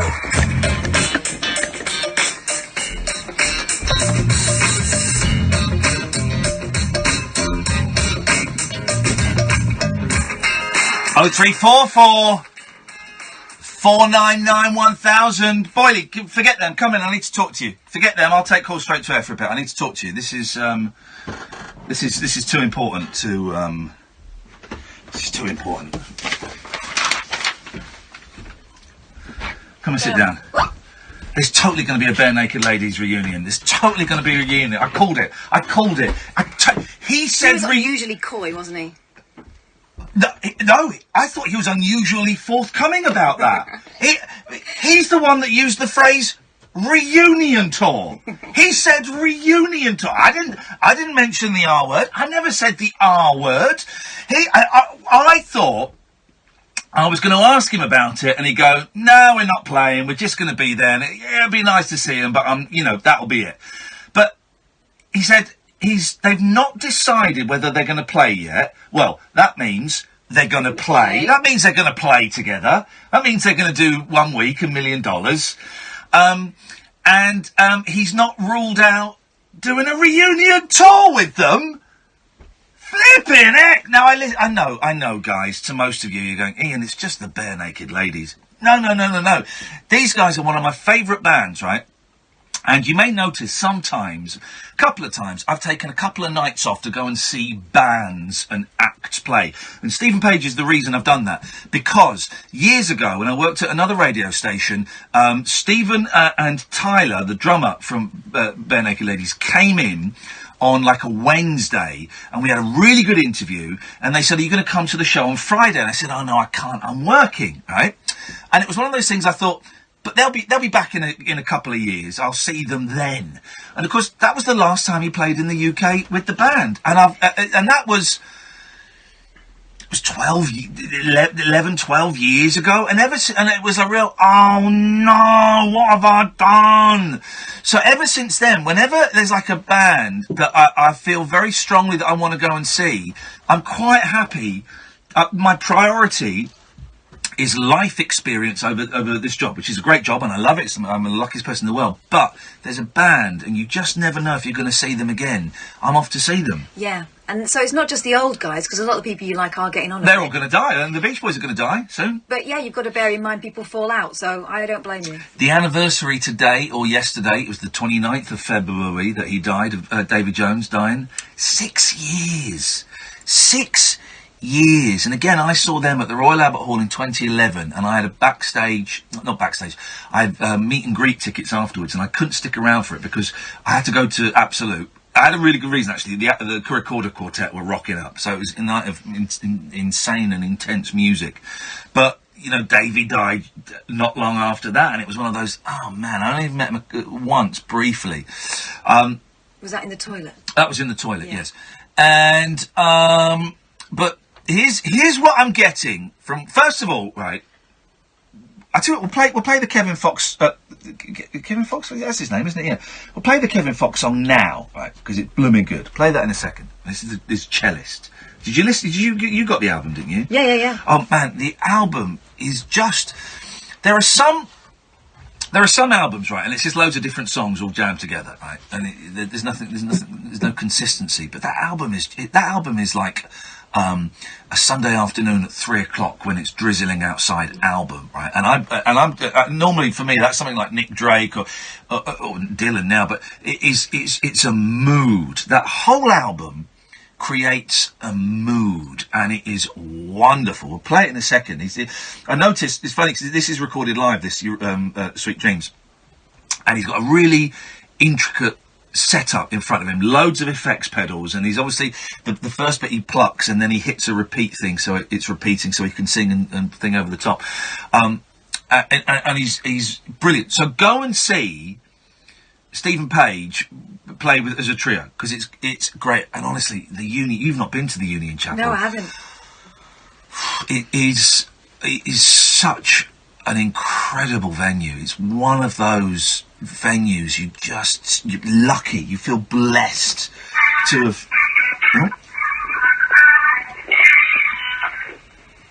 Is it Ghostbusters 2?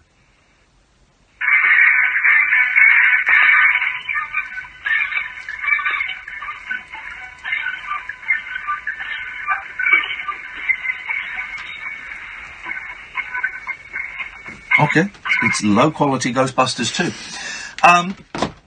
Can you phone Ricardo back from there? Because I did promise him. Yeah, I can phone him back.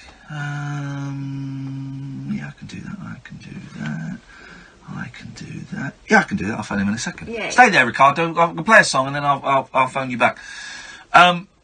So go and see him. Right? Union Chapel is great. Those other venues, some of them I don't know, some of them I've heard of, and it's going to be great. It's slightly bigger than the venues before. So if you saw him on the previous tour, and this is what I thought, you've got to get him for that first tour, because he doesn't realise how loved he is. So he's going to play small venues, right? And these are bigger venues.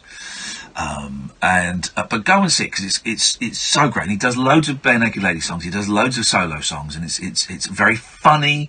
They mess around, not like the Monkees or anything, but they do like musical jokes. It's funny, man. It's an entertaining couple of hours. They're very warm, obviously good friends. Yeah. It's a delight to be in their company. They're great.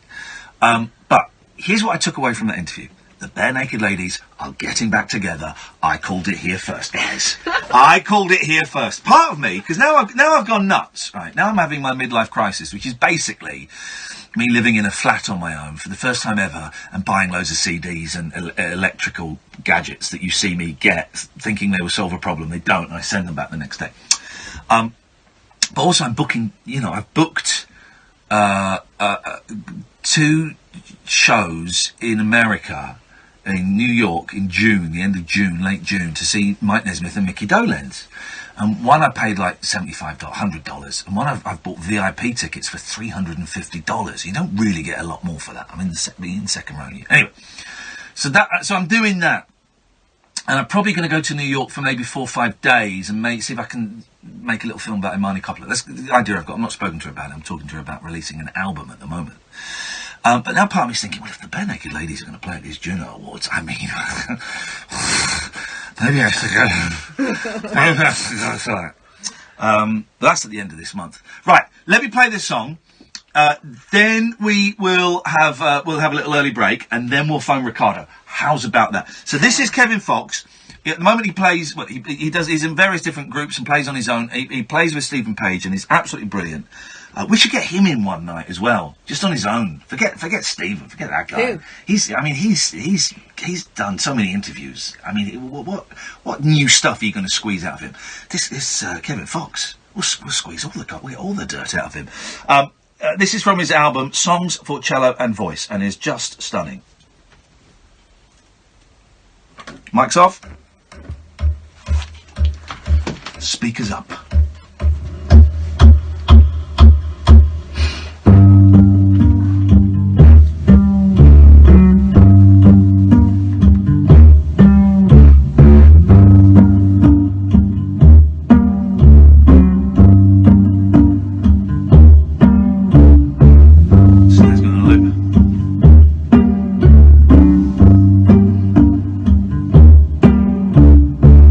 Sweet dreams are made of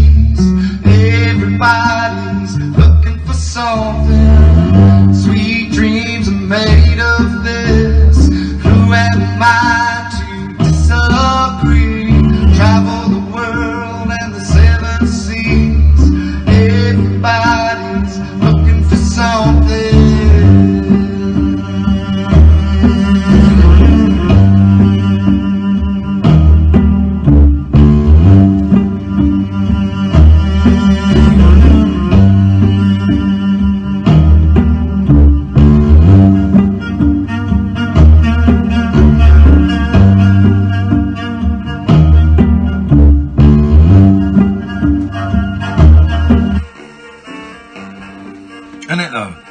Isn't it? He's brilliant, man. Such a nice bloke as well. Yeah. Oh, he's brilliant. Oh, well done, Kevin. Nice work, Kevin. Nice work, Kevin. Well done. As I was watching that, I remembered Gene Simmons doesn't own the dollar logo. He doesn't own it. Stephen Page lied to us. No. I've remembered this. He owns, like dollar bags. You know the bags with the dollar signs on? Right. He owns that copyrighted image. So if you... I'm sure of this. Google it. Like American swag bags. Yeah, American swag bags. Right, so I'm going to draw... Right, I'm going to draw... I know exactly what you mean. Right.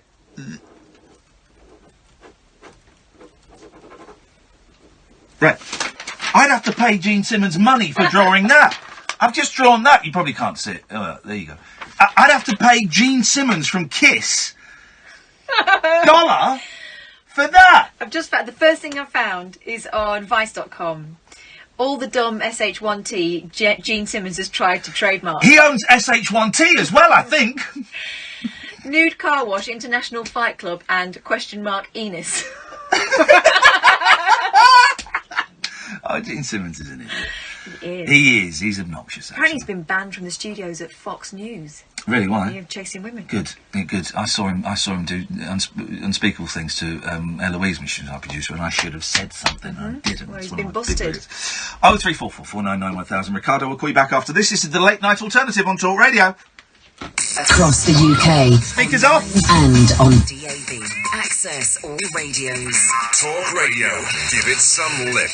I've worked The with basis loads of of vinyl mats, but this upgraded Dulux Trade vinyl mat is something else. It's smooth, really smooth. Application-wise, it goes on brilliantly. And all with the same great opacity and coverage as before. Oh, very good, love. Now hurry up and butter that toast. We've upgraded Dulux Trade vinyl mat to offer a smoother consistency and easier application, because what matters to you matters to us. Upgraded Dulux Trade vinyl mat. Find out more at duluxtradepaintexpert.co.uk. Coming up on Sky.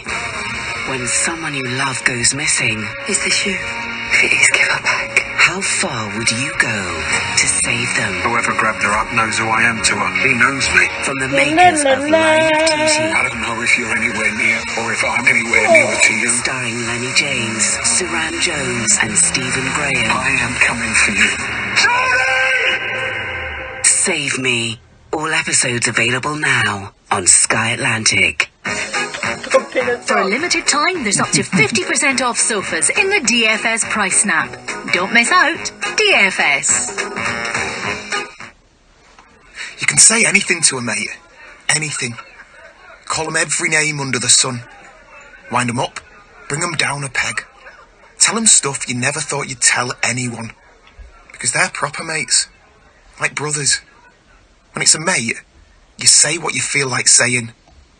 Except, I love you, man, and I'm not going to let you drink drive.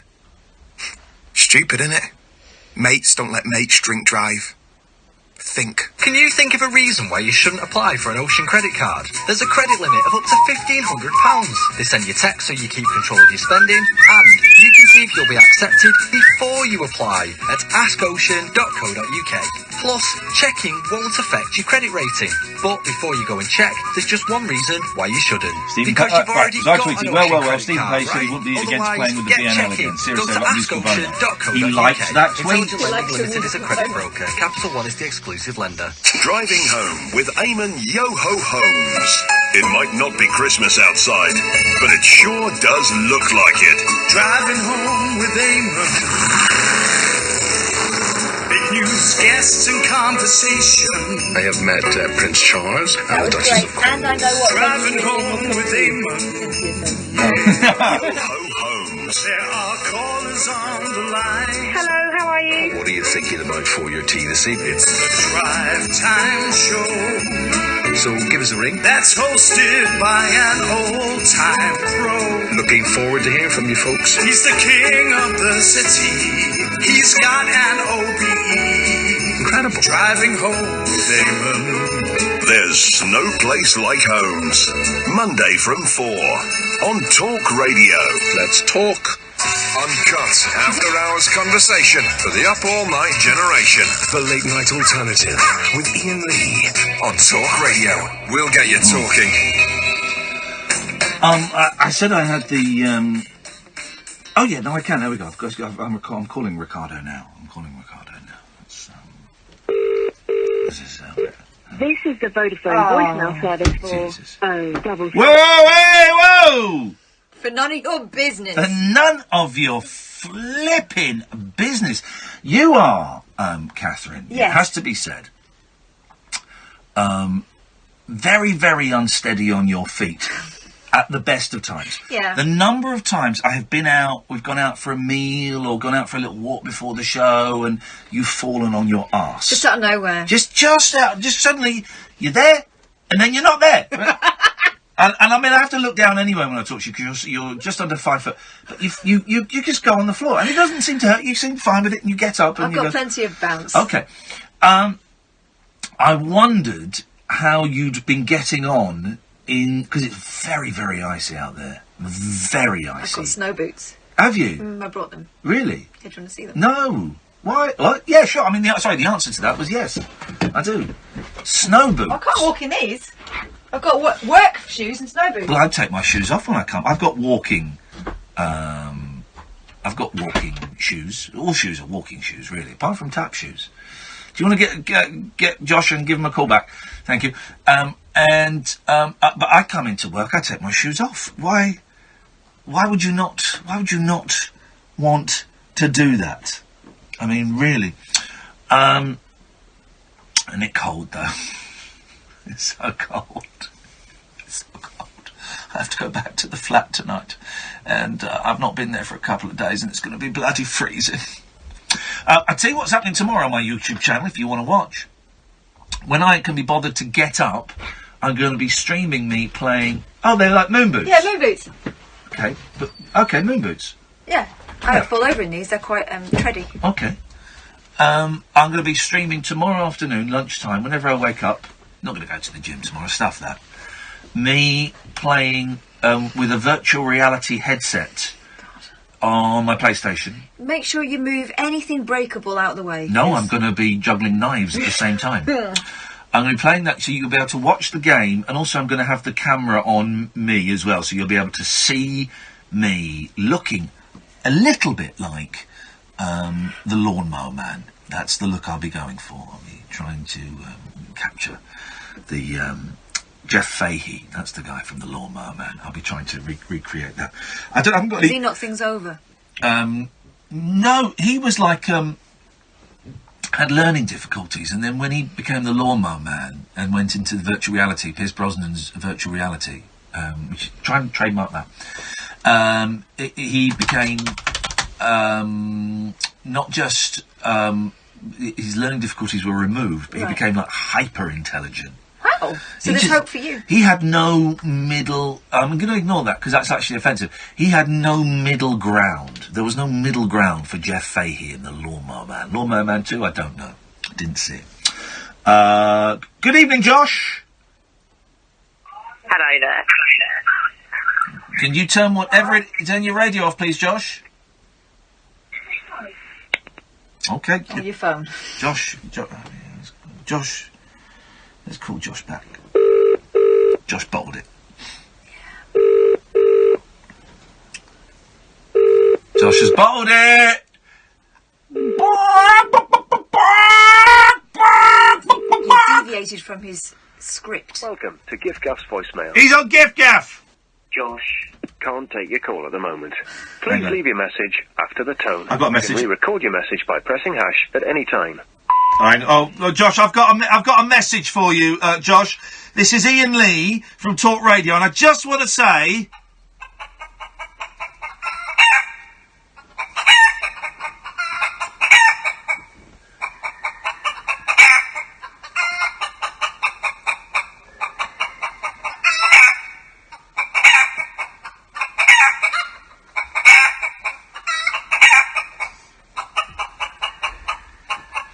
I think I'm on Gift Gaff, and quite often I turn on my phone and get a message and it says, the next message is 4 minutes long. So I was trying to be northern there. So we'll just let this play out for the whole... Welcome to Gift Gaff. The next message is 4 minutes long. What are you doing? Trying to do a northern accent. No, that's enough of that. Hemo! Yo. Yo. What games are you going to play on your PSP? Well, this is the thing. I don't know. I don't actually have any virtual reality games yet, so I'll have to factor in the download time. Okay, well, let me tell you the best one on it. I've had it since day one. Yeah. Best game, Super Hot. Super Hot? What happens in Super Hot?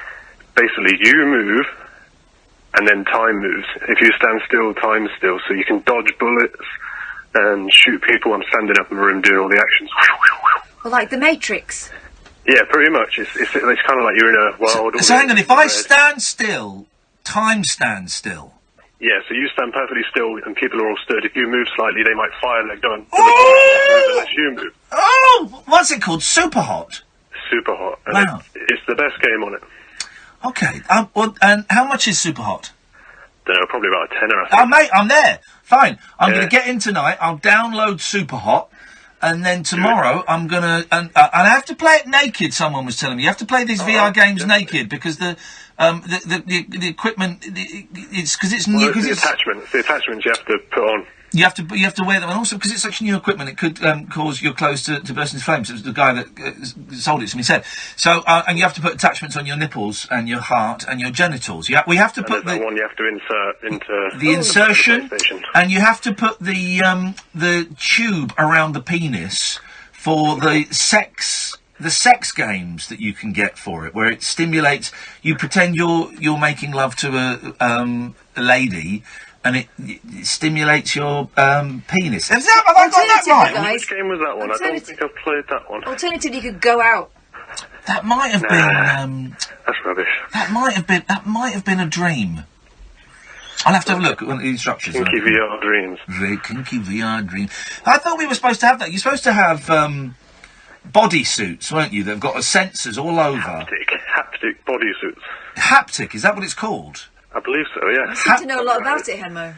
Well, have you heard of Ready Player One, the new Steven Spielberg? Well, I was sent the book about 5 years ago, and I didn't read it because I don't really read I read fiction. the book. Was it good? Was blooming brilliant. Oh, I like the biggest nostalgia trip ever. I chucked it away.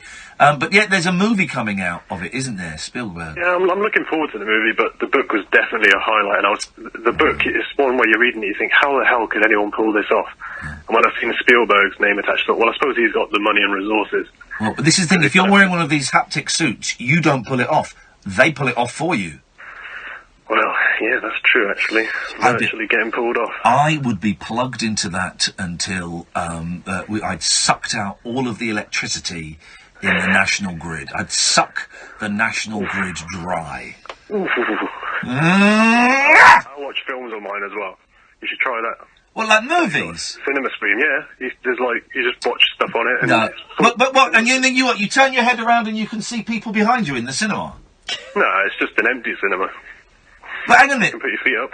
But so what's the point of watching... I've got a big telly. What's the point of watching a movie on it? Because what if, like, you have a guest round and you don't want to talk to them, you say, you watch telly and I'll sit here with my headset on. Jeez. I've got a feeling it's going to give me a migraine, and I got motion sick watching the first Cloverfield film. Mm-hmm. So I suspect this is going to make me very, very ill. I think the best thing to do is, especially with Super Hot, don't sit down. You have to be stood up and you get moving. Use your whole body so your body thinks you're moving as well. If you're sat still and you're moving around, then it's a bit weird. Okay. All right. Nice one, Hemo. Well, feel free to come and join me. Don't come to my flat, but you can watch me tomorrow playing it. I will. Don't worry. Thank you, Hemo. Yeah. Cheers. Ta-ta. And if it's rubbish, I'm gonna kill you. I'll actually murder you. Someone I won't murder is Dave because he's too far away. He's in Stoke. Evening, Ian. Evening, Kath. Hello, Dave. Evening, Dave. You've got a reprieve there just by distance. With that in mind, what would you like to say? Well, I was calling up about something else, but just from what you were saying about the Bare Naked Ladies reunion, I would advise anyone to see bands before they split up. Well, it's easy to say with hindsight, but I did the same with the Pixies. I was supposed to see them in '91 when I was 18, and it was at GMX in Manchester, and Went out and just got drunk with friends instead. Yeah. Sold my ticket to someone else. Thought, yeah, let's get them next time. Get them next time. And there is no next time. Here's the thing, and I said this the other day to Dougie Anderson. By the way, the Dougie Anderson podcast, where he came in, is up if you want to go and get it from iTunes or talkradio.co.uk or wherever. I don't think the Pixies are any good. That's fighting talk. Yeah, I know it is, but I like Gigantic. I like Alison. I don't know any of them. From distant star to this here bar, the moon, the sun. I really like Alison because they played it on The Word once, and my mum said, "What is this rubbish?" Alison. And whenever the Pixies were mentioned, my mum would go, Alison, Alison. But I've stood in a room behind a pub and watched the Pixies play a secret gig the night before they headlined Reading. I was stood at the front, directly in front of Kim Deal, and she was giving me the drug-induced come on. And if it'd been a few years later, I'd have picked up on that. But I didn't really like them. I was only there to look cool. I've loved them since then, since I missed them, and did finally get to see them in, 13 years later when they reformed. With Kim Deal? With Kim Deal, there yeah. You go, Brixton Academy one, it wouldn't have been the same without Kim. No, well, she's not in it now, though, is she? No, she's gone off to do her own stuff. She was in them for a bit when they reformed, but I think she got a bit sick of the big tours they were doing. Yeah, well, these guys... okay, but what did... yes, now I remember. You actually called in for something else, though.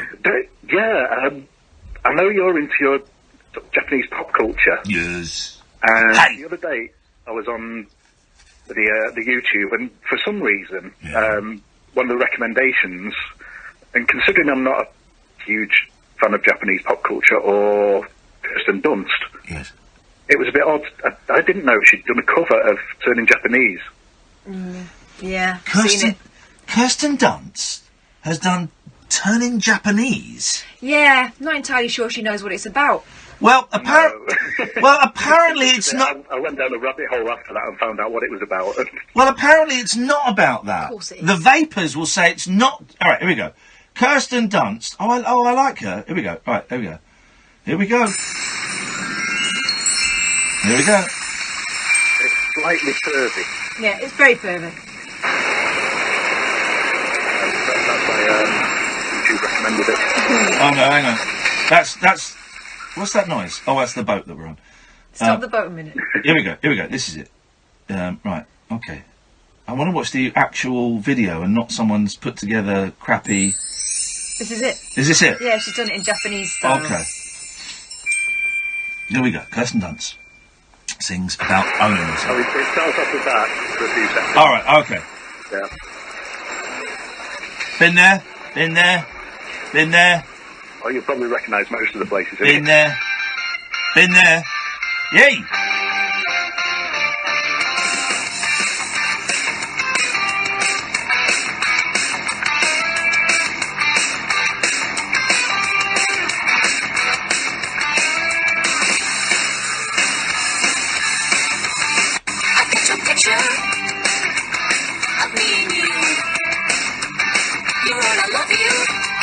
Oh, she can't. Oh, don't frame it there. She can't sing at all. Then that would appear. Well, it's auto-tuned to hell. That's a shame. Oh well. Thanks for bringing it to my attention. That's quite all right. Nice one, Dave. All right. I'll speak to you soon. And if you were nearer, I wouldn't murder you. How's about that? but I might. There we go. Thank you very much, David. 0344 499 1000 is the telephone number. Jasmine, stay there. Jasmine was the one who did the sensory deprivation. She did as a song as well. Oh. Did you hear it? No. She tweeted it. I don't click on links. Yeah. We tried to watch the sensory deprivation on Sunday when we encouraged our audience to watch it, but I think there was a problem with Periscope because we couldn't see, because we were struggling with Periscope our end to transmit, and we couldn't see Jasmine, so we don't actually have any evidence that she did this. Only her word, and she's told us some very tall tales in the past. I think she's a liar.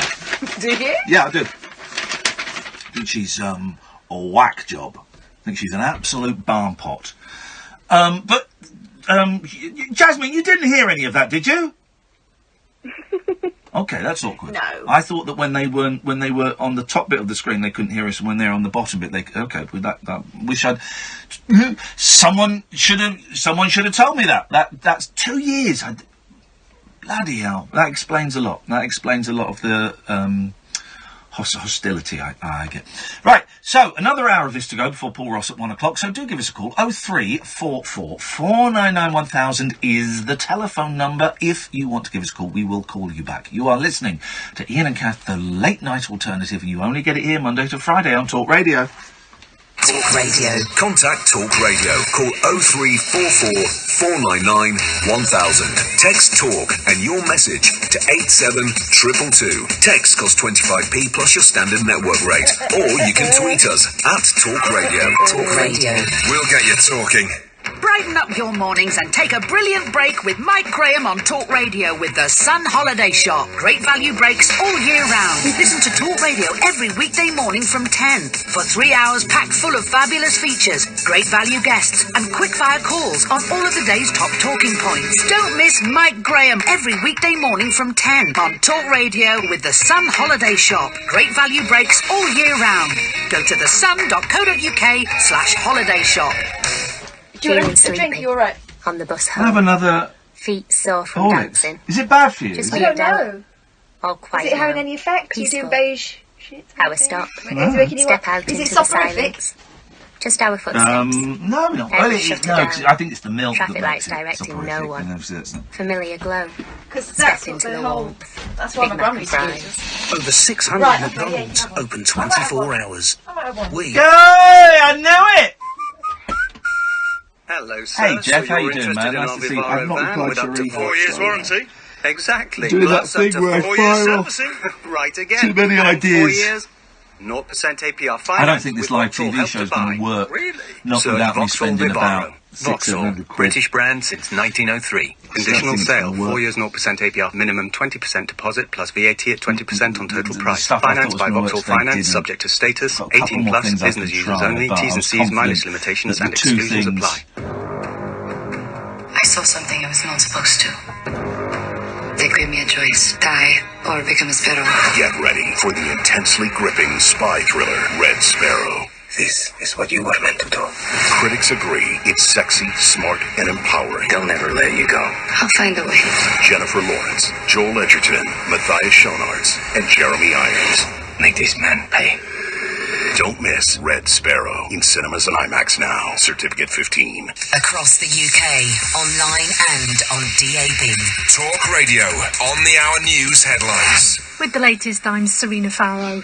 3 people have died in the big freeze. A 7-year-old girl was killed after a car hit a house in Cornwall. A 75-year-old woman's body was found on a snow-filled road in Leeds. And a van driver died in Hampshire. Well, tonight, southwest England and parts of South Wales are covered by a red weather warning because of Storm Emma. Many people are also abandoning their cars. Charlie owns a 4x4 and has been out rescuing stranded drivers. Because of the bad weather, I just thought we'd go out and help a few people. We live in Exmouth, so we went from work all the way back to Exmouth and we just helped people out on the way. Took a couple of people from Woodbury that were walking home to Budley. In other news, the Prime Minister will set out 5 tests for a future UK-EU deal in a major speech. She'll argue that the deepest possible free trade deal is achievable because it's in both the EU and UK interests.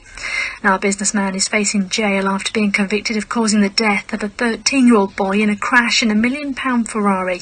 Matthew Cobden lost control of the car while taking Alexander Worth for a spin back in August 2016. And Prince William's going to become the first royal to visit the occupied Palestinian territories. He travels to the Middle East this summer. The Duke of Cambridge will also visit Israel and Jordan during his most sensitive official tour yet. Chief Rabbi Lord Sachs, a friend of Prince Charles, says it's a positive step. That's a way of saying to Israelis and indeed to Palestinians and Jordanians, we care about you. We want to see your achievements. We want to celebrate your being and your history. We want to hear your fears. So I think this is going to be a healing visit. Finally, a reminder that you can no longer spend the old £10 notes. Shops can actually refuse the paper banknotes featuring Charles Darwin as from today. Let's turn to the weather and heavy snow across southern and southwestern areas, though particularly bad in the north. Blizzard conditions and a risk of ice as well. Snow showers continuing for much of the day today, bitterly cold and windy. Across the UK, online and on DAB. The wild man of late night radio, Iain Lee. Differently interesting nocturnal emissions from a legend of late night radio.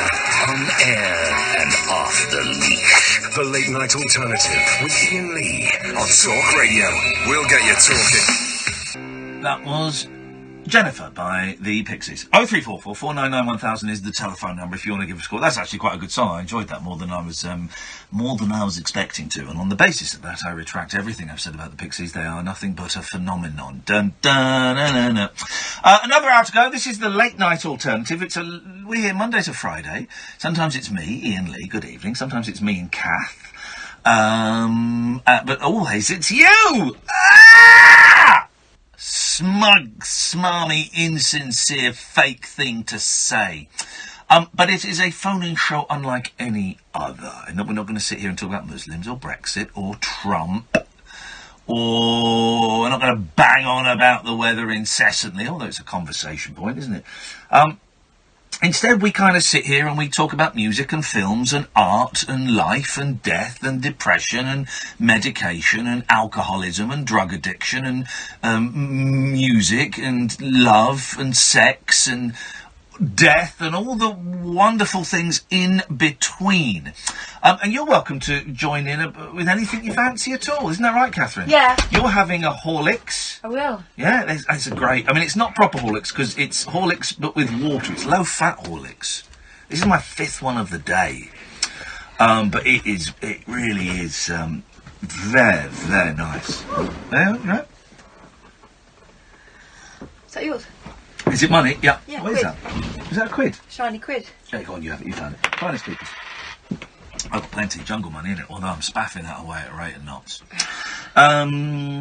Jasmine! Evening. Hello. Hello, Jasmine. How are you? So, we tried to watch your 24 hours where you were going to be blindfolded and have headphones over your ears like they do in Mr. and Mrs. so they can't hear the answers. And we tried to watch it about 9:15 on Sunday when we were on stage at the wonderful Rondo Theatre in Bath, and we encouraged all of our audience, 100 people, well, 88 people because 12 people didn't turn up. We encouraged them to... I wonder why they didn't turn up. I think they bought tickets when I was in the jungle and then forgot. Probably. That happens. It's like I can't remember when we're seeing John Ronson, but we are. I know it's a Friday. And so we tried to watch, but there was no picture.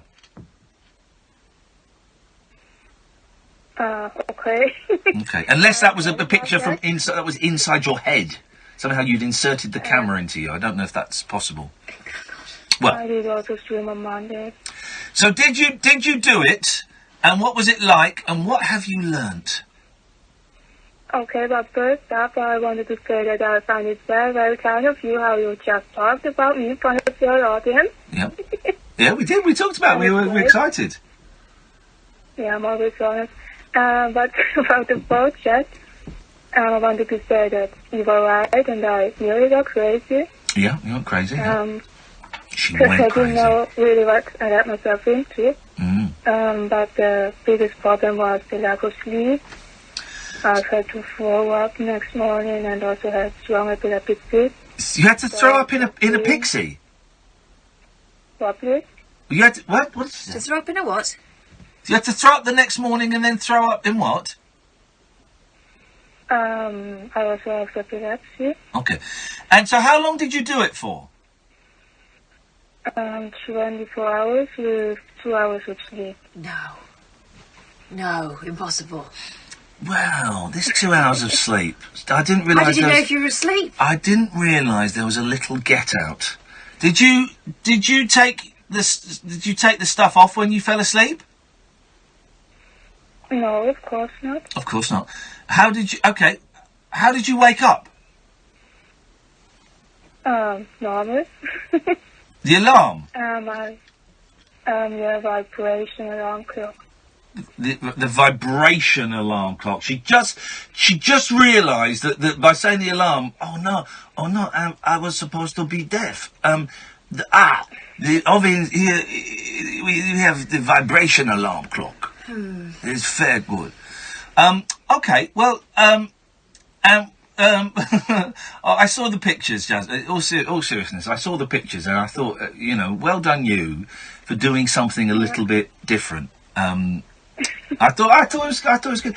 Next time, do it for 48 hours without any sleep. Oh. But so what did you do? Did you try and move around the house? Did you drive a car? What did you do? No, I was at home all day long, and I couldn't really do a lot. I couldn't cook, or couldn't do housework or things like that. Couldn't do housework. No, I can't either. Just had to sit on the table or lay on the bed or things like that. Could you you could make a sandwich, couldn't you? Yeah, but not very well. Yeah, well, exactly. A blind man sandwich, we call it. Well, she'd know where her mouth was. Well, You're miming the food going into her cheek. She'd know where her mouth was. I could make a pretty good blindfold sandwich. So I've got the bread out, and there's my knife. Where's my butter? There's my butter. Lid off. Butter. First bit. There. Oh, you first ripped bit. the bread. Oh, there's the butter. No, No, because it's margarine. But I'm not stupid. It's Olivia. I'm not stupid. And the second one, right? I'm not going to bother tidying up. Right, and this is what I've started doing now. Now that I live on my own, and I just can't be arsed. And I haven't really got a kitchen, I've got a sink. So I've started buying grated cheese. The only food I prepare in my sad, pathetic, 44, soon to be 45-year-old, pre-divorce life is porridge in the microwave. With salt. And I put salt in my porridge today. I spelt my porridge Porage, the way it's meant to be. So I put salt in there, and it was like salty porridge. Some of you know what I'm talking about, eh? And God, it was seriously eating that salty porridge was like sucking off a tramp. Now, it was. I don't know if you can say that on the radio. We'll find out when the Ofcom complaint comes back. You right, Catherine? You right? Oh, okay. Trump's going to be furious. It's supposed to be your secret. Well, so here's the thing. So I've started buying grated cheese, pre-grated cheese. Now, Lazy man's cheese, lazy cheese. Yeah, very lazy cheese. Here's the thing with grated cheese, you get more. If you've got a block of cheese, you'll make a sandwich.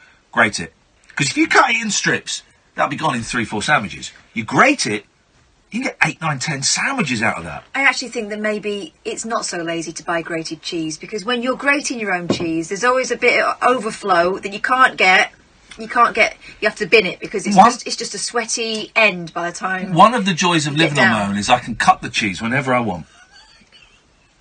Whenever Listen, I want. Like company deters you. I say one of the joys, the only joy of my sad life. Will you remind me, Jasmine? Were you doing this for college, or was it to impress me? What remind me what the purpose of this? Yeah, that's a question that a lot of people come and ask me, and they ask Jasmine, how do you think that you can help people with that? Okay.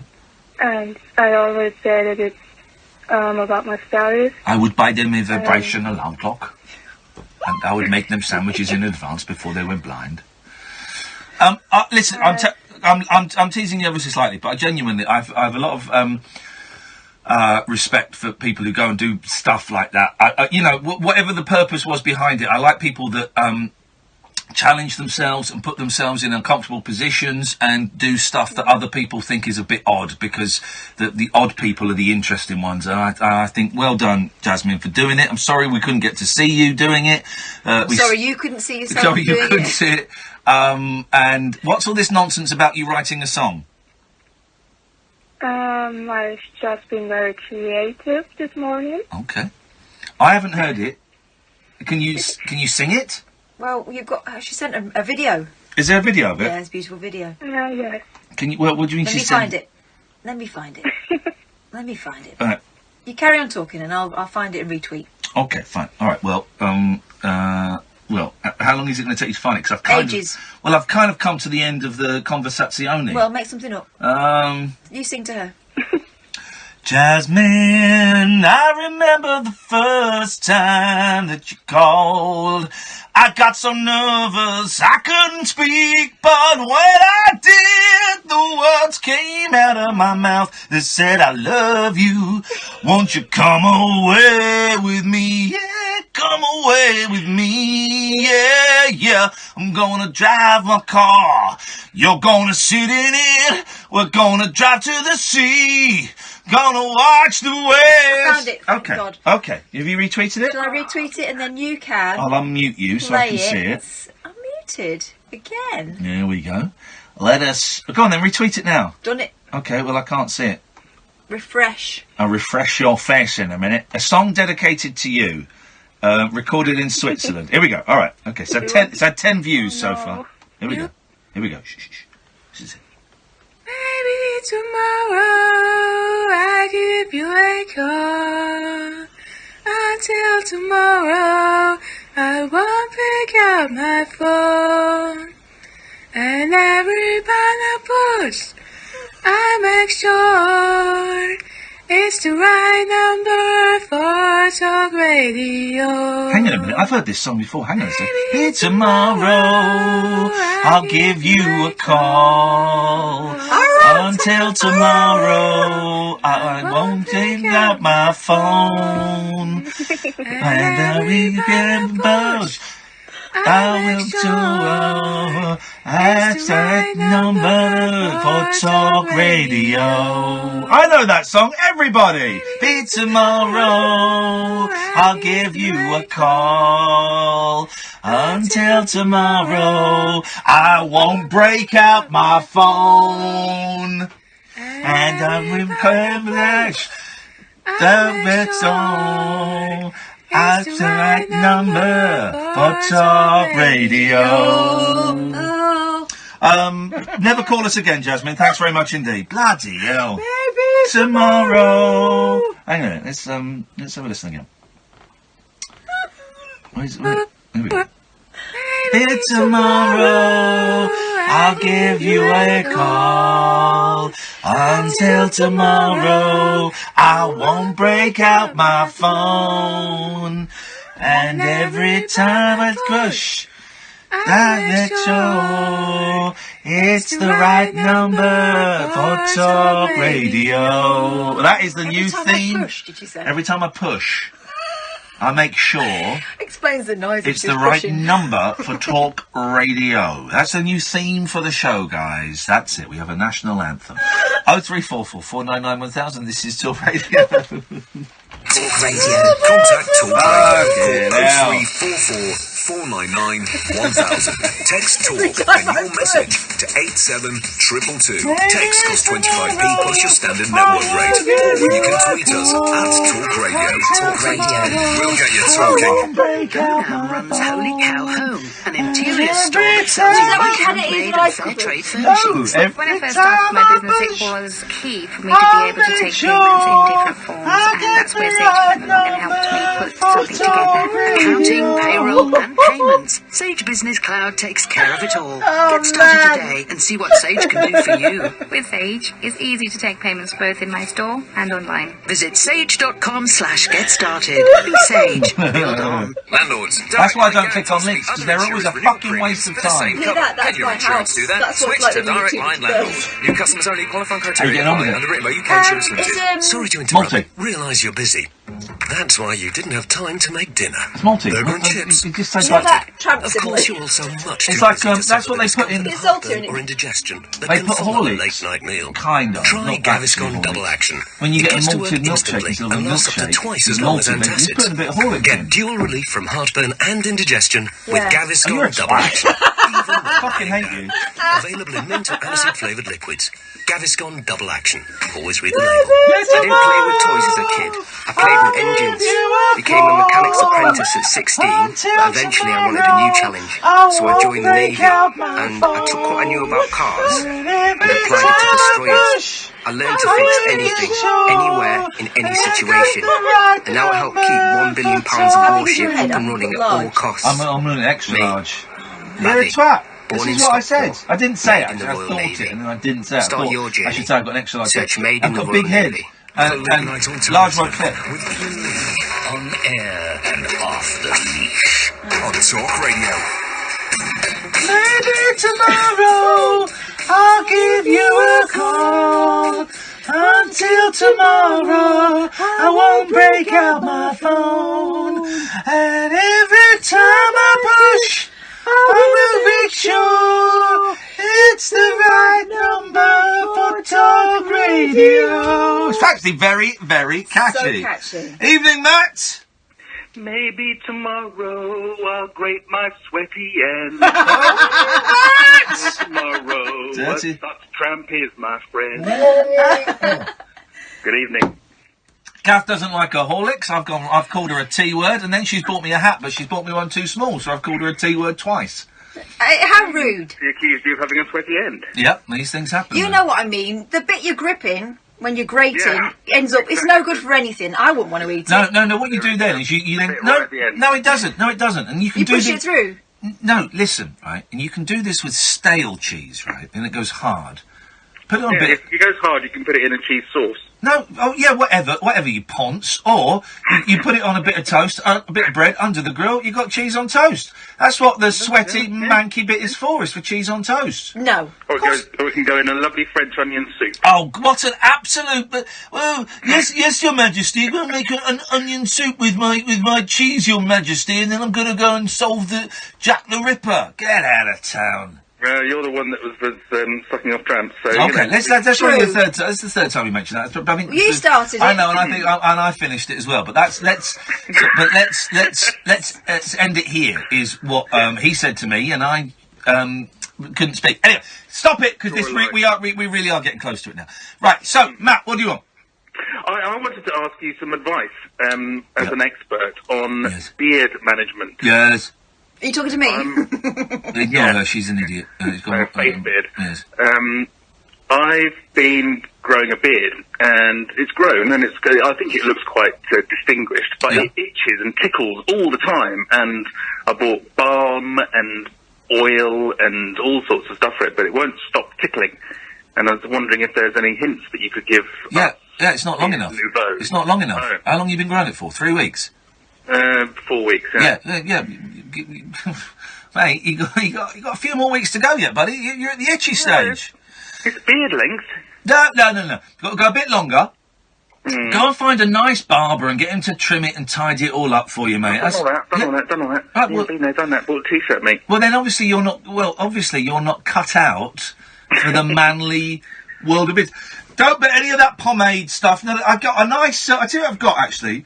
A nice sort of moisturiser for it, but that's the only thing I put in. I tried beard oil once, and it made me look like it made me look like someone from the 80s with a wet beard. Oh, was it like Soul Glow? Yeah. It was not appropriate. Smelt nice, but it looked silly. Face moisturiser, just normal Nivea type stuff. Well, I don't know because my beard doesn't itch me. Oh. 0344 499 1000. How should Matt best treat his feminine skin that's being ruined by his beard, which is obviously not manly enough to actually carry? I'm such a failure.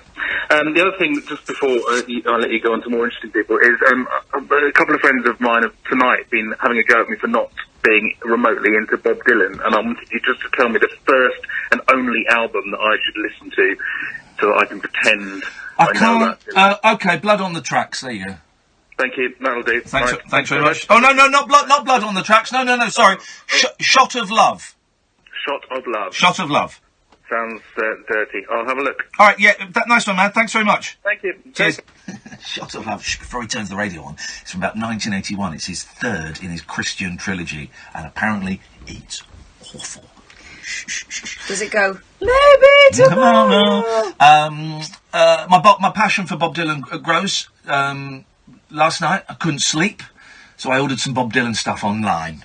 Ordered some more CDs, including the 6 CD box set of Bob Dylan and the band, the complete basement tapes. Bought the complete box set, 6 CDs. Do they mean me? They surely do. What was his name? Derek Jameson. Derek Jameson. Do they mean me? They surely do. Didn't he work on Talk Radio? Him and his wife. Yeah, he might have done actually. Yeah, They used to be quite funny. He was an old paper boy, wasn't he? Fleet Street. Fleet Street. Do they mean me? They surely do. I'm Derek Jameson, and I'm Brian Walden, and both of these are impressions that people under the age of 45 will not be able to get. But they're good. They're good. My only impressions are of people that no one knows. Isn't that amazing? What are we gonna do, man? 03444991000. We're exactly where we were 2 hours ago, and those 2 hours flown by. Yeah, absolutely flown by. I said it was going to be could be a good show or a bad show. It's been a good show today. Yes, been a good show. I enjoyed. He said wrapping up with 37 minutes to go. Don't You do that. chancer! Don't do that. You absolute chancer! Oh, chancer! Oh, here we go. This paper story. I feel. Do you brush your beard? No, I've got a comb. Because I've been watching a lot of the new Queer Eye on. Yeah. You should watch it. There's some top tips in there, and they recommend. And what it looks like is like a softer sort of nail brush. Oh no, I don't like that. Brush it through, and then you don't get beard dandruff. No, I get beard dandruff. A lot of beard dandruff. Well, you need to give it a good brushing. I'm not that bothered by it. There's a rat in me plums. What am I gonna do? It's a strange headline from the Daily Star. Stories in all the papers, but the Daily Star have gone, there's a rat in my plums. Except they put mine, it should be me. There's a rat in me plums, what am I gonna do? Mum's punnet horror. A mum found a live rat inside a punnet of plums. Punnet. Great name for a prog rock group, guys. If any youngsters out there are starting a prog rock group, call yourselves Punnet. Salma Riaz, 32, picked up the fruit in her local supermarket. I've picked up a fruit or two in my local supermarket as well. But when the mum of two heard scratching noises from the kitchen in the night, she went to investigate. I'm going to carry on reading this story, but my initial reaction is that surely that rat then entered the punnet in her home, not in the supermarket, because you can't carry around a punnet of plums and there's a rat in it. You don't feel it. You don't know. Rats are big. Yeah. She screamed for her husband, who raced down to join her. But he was delighted. A job for me, dear, thank you. Salma said, I was shaken up. All sorts of things were going through my mind at the time, like what would happen if my daughter had gone for fruit in the morning and found it.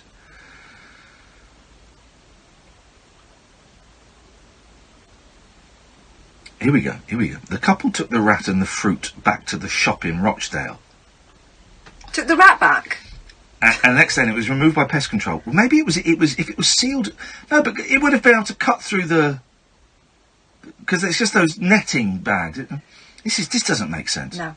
Salma was so baffled by the find, she called Rochdale Council to demand answers on how the rat had ended up in her shopping basket. She now believes, here we go, that it had survived the journey from the packing plant in sub-zero temperatures by falling into a very deep sleep. But the cosy temperatures of Salma's kitchen made it perk up. She was so upset she could not go back into her kitchen for days. Flippin' heck. The shop where she bought the plum said, we carried out a thorough internal investigation and can confirm there is no issue with our store or warehouses. We are now investigating this isolated incident with our supplier. Oh. We have apologised to Mrs. Riaz and offered her a gesture of goodwill. The gesture was this. That is... Ms. Riaz, please, I take back my claim that you were making it all up and it got in, because that is horrible. That is absolutely dirty Bertie from number 30. I read something online about a woman finding a dead mouse sewn inside her daughter's new school skirt. Yeah, I put it there. Yeah, I put it there. What, the dead mouse? Yep, I put it there. And I put it there. It's a filthy trick. I go around putting dead mice into the skirts of school children. Don't ask me why. It's just a thing I like to do. It's just a thing I do. Don't ask me why. Let's go to Gavin. Good evening, Gavin. How you doing, Ian? All right? I'm all right, thank you, Gavin. What you got? Well, hello, Gav. Hello.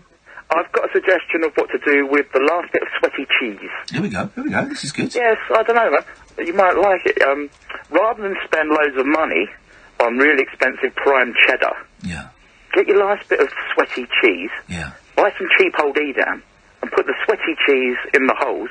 Oh. And pretend it's cheddar. Fix the Edam and make it good again. Edam's not got holes.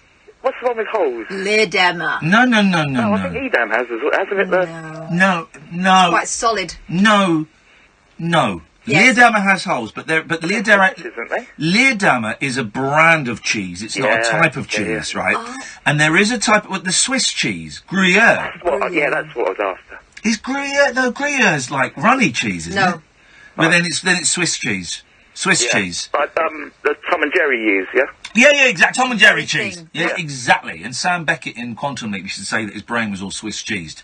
Yeah. And so that is that. So this is an excellent suggestion from we're asking for. Much cheddar cheese, drill holes in it. Yeah. Vice versa. Oh, mate. This guy's a cheesiest. Cheesemonger, man. Cheesemonger. He's a cheesemonger. All right, that's it, really. Thanks, Gavin. Ta-ta. There we go. We're asking tonight, what do you do with your leftover cheeses? Jesus Christ. Yes, Mark. Hello, Mark. I feed it to my pet rats. Sorry? I feed it to my pet rats. You'd feed it to your pet rats. Do you let your rats play with other people's plums? I mean, that story really just prompts me to ring in and say, what an absolute load of rubbish. Sorry, what? That story was an absolute load of rubbish. Pourquoi, Yati? That did not happen. Hang on, what makes you so sure of that, Mark? Because that's not how rats work. Tell me how rats work. It would not be in a deep slumber because of sub-zero temperatures. Well, that's only a theory. Do you dispute the idea that there was a rat in her punnet of plums? I do not dispute that when she went to her punnet of plums, there was a rat in the general location of it. Right, because there's a picture. I've got a picture here of a punnet with a rat in it. Okay. Right. So there was, at some point, there was definitely, even if it was just with this photo, there was definitely a rat inside a punnet. That's an empty punnet. Right. Well, the rat. Okay, rat expert. Oh, no, hang on to the plums bit. Okay. Would rats eat plums? Yes. Of course they would. Okay. They would also. I would think they would nibble their way out of the punnet. Well, this is what I would think, as well. So, Mark, are we going back? So, are we going back to the original suggestion that I made and then retracted? And maybe I'm going to put it forward again. The rat. Well, no, because the shop are investigating with the supplier, so that implies that they think something dodgy-bodski's gone on. Or they're passing the buck. Okay. I'm looking at it now. That rat is a baby rat for a start. It's only tiny. It's a baby rat. Okay, right. That still doesn't take away. That's still quite an horrific thing to find. That probably explains some of my initial doubt. Okay. I didn't realise it's quite such a small rat. I was thinking full-size rat, which you definitely know. Well, as we know, because we've seen pictures again on the front page of the Star, that a full-size rat is about the size of a 3-year-old. Yeah, definitely. Yeah. Especially when it's being held on a stick out towards the camera. Yo, perspective! So what? Source perspective fun, but yeah, I mean, I can sort of see from the way it's sort of caught up in the netting, it looks like it's just been caught up in the netting machine or something and then sort of sealed to the back park. So hang on a minute, now you're saying that you do, poor rat, I think poor rat. I think poor woman that found it. And listen, I've not really got a problem with rats. When I was in the jungle, Mark, right, I had to do a challenge with rats, right, and there were rats everywhere. But this was my reckoning with the rats, okay? is that I got to see all the handlers that came and collected the animals afterwards. And the rats were pet shop rats, They all right? had names. Yeah, exactly. They weren't rats that they just caught in the jungle. They were rats that some of them. One of them looked like a guinea pig. It was beautiful. And they shit everywhere. They're incontinent. But they just wanted to fall asleep, and I was picking them up, and they were wonderful, right? So I don't know if I'm with that. They only tend to crap everywhere if they're scared. Okay, well then that was Amir was screaming a bit, so that would be it. But I would. But come on, man. And I'm sure your rats are lovely. You know, bred pet shop rats, whatever they are. But you wouldn't like a dirty sewer rat to climb into your mouth while you were asleep, would you? Is that some kind of euphemism? Or? No. I'm literally talking about, right. You're asleep. I wouldn't want any rat to climb into my mouth. Thank you. Because as clean as they are, and as lovely as their reputation is for being clean pets and all the rest of it, they do pee all over each other. But if you saw it, right, so you've got your rats in their, like, playpen. If I saw a rat, like, crap like that in a punnet of plums, I'd probably just open the netting and go and let it out. It'd go off like a bullet somewhere. No. You're gonna... As soon as it was free, it could be off. You're gonna hate me for what I'm about to say. No. I would find a bit of 4B2. Oh, no. I would. I'm not even joking. If I was in the house and the kids would be screaming and my wife would be screaming, I would get a bit of 4B. I'd take it to the garage, get a bit of 4B2 and I'd clobber it. Oh, no. Yeah, why? It's a rat. It's not a pet rat. It's tiny. It's only a rat. It's not going to do you any harm. All right. Okay. Then I'll give you another scenario. Not going to do you any. I'll give you another scenario. For a while in the garage, we had a problem with rats, and sometimes you'd go in there and you'd see rats scuttling around, right? Did you keep food out in the garage? Why the rats were there is irrelevant, right? That there were rats, okay? Yeah, but I mean, were the rats an actual problem, or was it just the fact that you didn't like the idea of rats being in the garage? Yeah, rats being in the garage is a problem. What were they damaging? What were they? No, I don't like the idea. No, I don't like the idea of rats in my garage. Okay. Well, I'm just trying to work out how irrational your fear of the rats is. No, it's not irrational. It's rational. It's not. First of all, it's not a fear of rats. I'm not afraid of rats. Right? Secondly, it's rational because you've just said you'd clobber a little baby rat to death. If that's not fear, I don't know what is. Well, no fear. I can tell you. Just releasing it out. No, I can tell you what fear would be. Fear would be not being able to go into the same room that the baby rat was in. I'm going in there and I'm going to stove its head in. That's not fear. That's bravery. Well, it is because it's immobile, sealed to a pack. It would be, yes. It would be immobile. It couldn't do anything back to you or get out of the way. No, exactly. But if I was afraid, I'd be like, oh no, I can't. Oh God, no, you do it. I can't do it. I'd be like, give me the punnet. I'll sort this out. That's not fear. That is the ultimate in bravery. I just think there's a sociopathic tendency coming through here. I think your sexual arousal. I think your sexual arousal template could do with a really good look at from you and a trained psychosexual therapist. Well, that's probably true, regardless of my opinion. Okay, fine. Okay. So, I'm not afraid of rats, but if there was a rat in the garage and I saw it, I would do my best to. I did see it, and I tried to chase it, and it went down a hole. Well, all right, okay. Hold your horses. So I couldn't stove the rat's head in the garage, right? We got out pest control, and we put down poison. So, right. So is that okay, Mark? You deviant. So what you get then is you get poisoned rats running around. Other things eat those poisoned rats. Sorry. And you get poison into the food chain. Who's eating the poison rats? Whatever comes along and eats rats. Well, they have many predators. Well, what? Yeah, like a fox. I don't eat fox. How far up this food chain? How far up this food chain do we have to go before I start eating it? No, but your indiscriminate poisoning of random wildlife just means that... No, it's not. It was set... The wildlife could be affected. The poison was set very specifically by where the rat was coming in. Very, very specifically. Okay. But hang on a second. when you've got dead rotting rats in your wall spaces, are you going to go in and get those now? No. We can either get. First of all, it wasn't in the wall space. If you listened, it was in the garage, so they couldn't get into the wall space. Secondly, if that had happened, we'd have got out pest control again to. No, I don't mind removing. I don't mind removing a dead rat. Yeah, but you said the rat ran into a hole, so I assumed, the hole would be in the wall and it'd be the space in the wall, wherever it was, garage or house. Yeah, that was... No, I don't know. No, you've obviously never seen a garage. No, the garage is single brick. Why am I describing the masonry of where I used to live? It would run from the outside, through a hole, come in, do whatever it was doing, play a bit of Nintendo. I've got some old retro video games in there. Maybe that's what it was. I don't know. Vectrex. And then it would go out. So we put the poison there... And, of course, the poison isn't instant kill. No. It would allow them... They'd eat it, they'd be full, they'd run home, and then they'd die in front of their family. Now, Catherine, you can't tell me you've got a problem with that. Because yeah. You've got a problem with poisoning rats. Well... Absolute... This is... Right. Here's what we did. What you're going to hear now, listener, is my bollocks. Thing about the rat is the ones that are immune to the poison. Yeah, the massive... You won't be immune to my fist in a minute, Mark. Let's hear Catherine's nonsense. Come back and wreak bloody vengeance. Let's hear what Catherine would do. Bearing in mind she's got two daughters. What I did. Okay, go on then. When I was pregnant. Yeah.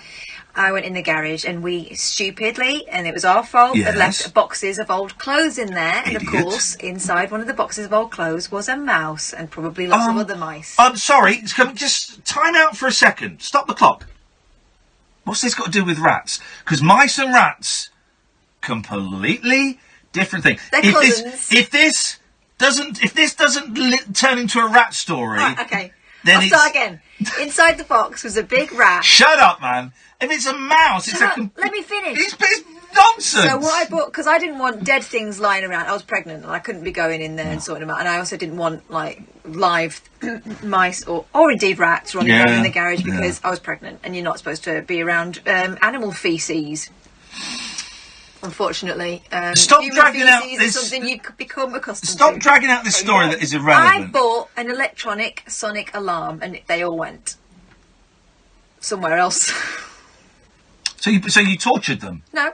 Yeah. The sonic. It's like playing. It's like playing classical music to teenagers. It's not. It's not at all. I've researched this, and I hope my good friend Mark will back me up on this. I've researched the electric pulses that can be used to get rid of mice and rats, and it's actually torture. It is a type of torture. It's similar to what they do to innocent men. That's what they say they are in Guantanamo Bay. Would you rather be tortured or murdered? If my 4 rats can tolerate me singing along to God knows what on Spotify, then I don't think that's going to faze them. I would rather a swift kill where I died with a full belly in front of my family in a hole in the ground. That's I'll bear that in mind. I'll bear that in mind. Yes. That's different though to having your head stoved in while immobile with it. Mark, can I ask you a personal question? If you like. Are you Martin Lewis, the moneysavingexpert.com? Because you don't sound like him, doesn't he? Can you say, you've got to say it really fast, you can get £20 off if you change provider? You can get £20 off if you change provider. It's Martin Lewis. It's Martin Lewis on Mogadon. Hey, Mark, I've really enjoyed talking to you, mate. Call again. Will do. Thank you very much indeed. He won't be listening again. I've basically dissed the entire rat kingdom. Yeah, but I reined it back. You didn't. You're talking about mice. It's irrelevant. No. So you might as well say, you say, yeah, I've got a story about rats. My next door neighbour bought a blue car. What? They're cousins. There's nothing. They're not connected in any way. Those stories. Of course they are. No, I go off on tangents, but at least my tangents are somehow joined by a thread to the orial point. That was like, it's been elastic. Yours. What are you on about? Yeah. Very, very dyspeptic today. Thinking is that a thing? Let's go to the break while I Google it. Across the UK, online and on TV. A radio star is born. You're going to love Talk Radio. There's a new secret agent in town. I'll have an apple martini and a cheese toast. Oh, that's happened. And his name is Man. Logan Man. We have a direct threat from Vladimir Shevchenko. Such a Russian baddie name. When the world calls for peace, They bring the action. What took you so long? I'm sorry I was waiting for a toasty. How was it? Cheesy. Explosive new comedy, Action Team, starts Monday night at 10 on ITV2. How does NCS make me feel? When I see Mum and Dad's faces as I tell them I'm cooking tonight, it's like, yes! When I perform CPR and save that man's life, who cares if he's plastic? It's like, oh yeah. When I realise I'm not scared of heights, I You love them. fucking put poison down if there were rats. Of course you would. That's bullshit. You In a totally word, stitched me up there. NCS makes me You feel would put poison down if there were rats and you know it. Search And to NCS say to otherwise find is a out more. bullshit lie. No, I would set up an elaborate trap Europe's fastest selling automotive brand. a croquet mallet, Dacia Sandero. and a great big net. Award winner 6 I've just zoned out of you now. Just $5,995. Very like. Read the glowing reviews at dacia.co.uk from our lovely customers. What's not to like? Seems more and more people are warming. You'll like it too. At participating dealers only. Greetings, Earthlings. We come in peace. We wish to communicate with your leader. I'm Howard Hughes. Join me this Sunday night from 10 for a trip into the outer limits. Untwist the lid on Talk Radio's specimen jar of the psychic, the supernatural, and the simply unexplained. Exactly, the supernatural. Unexplained. The simply With Howard unexplained. Hughes. Sunday night from 10. Earth time on Talk Radio. The radio show for people who know the best part of the day is the night. The Late Night Alternative with Iain Lee on Talk Radio. We'll get you talking. Albin? Hello? Hello? Hello, Mr. E? Okay, it's a little bit racist. Mr. E? Yeah, it's a I'm gonna say it's quite a long way on the wrong side of racist.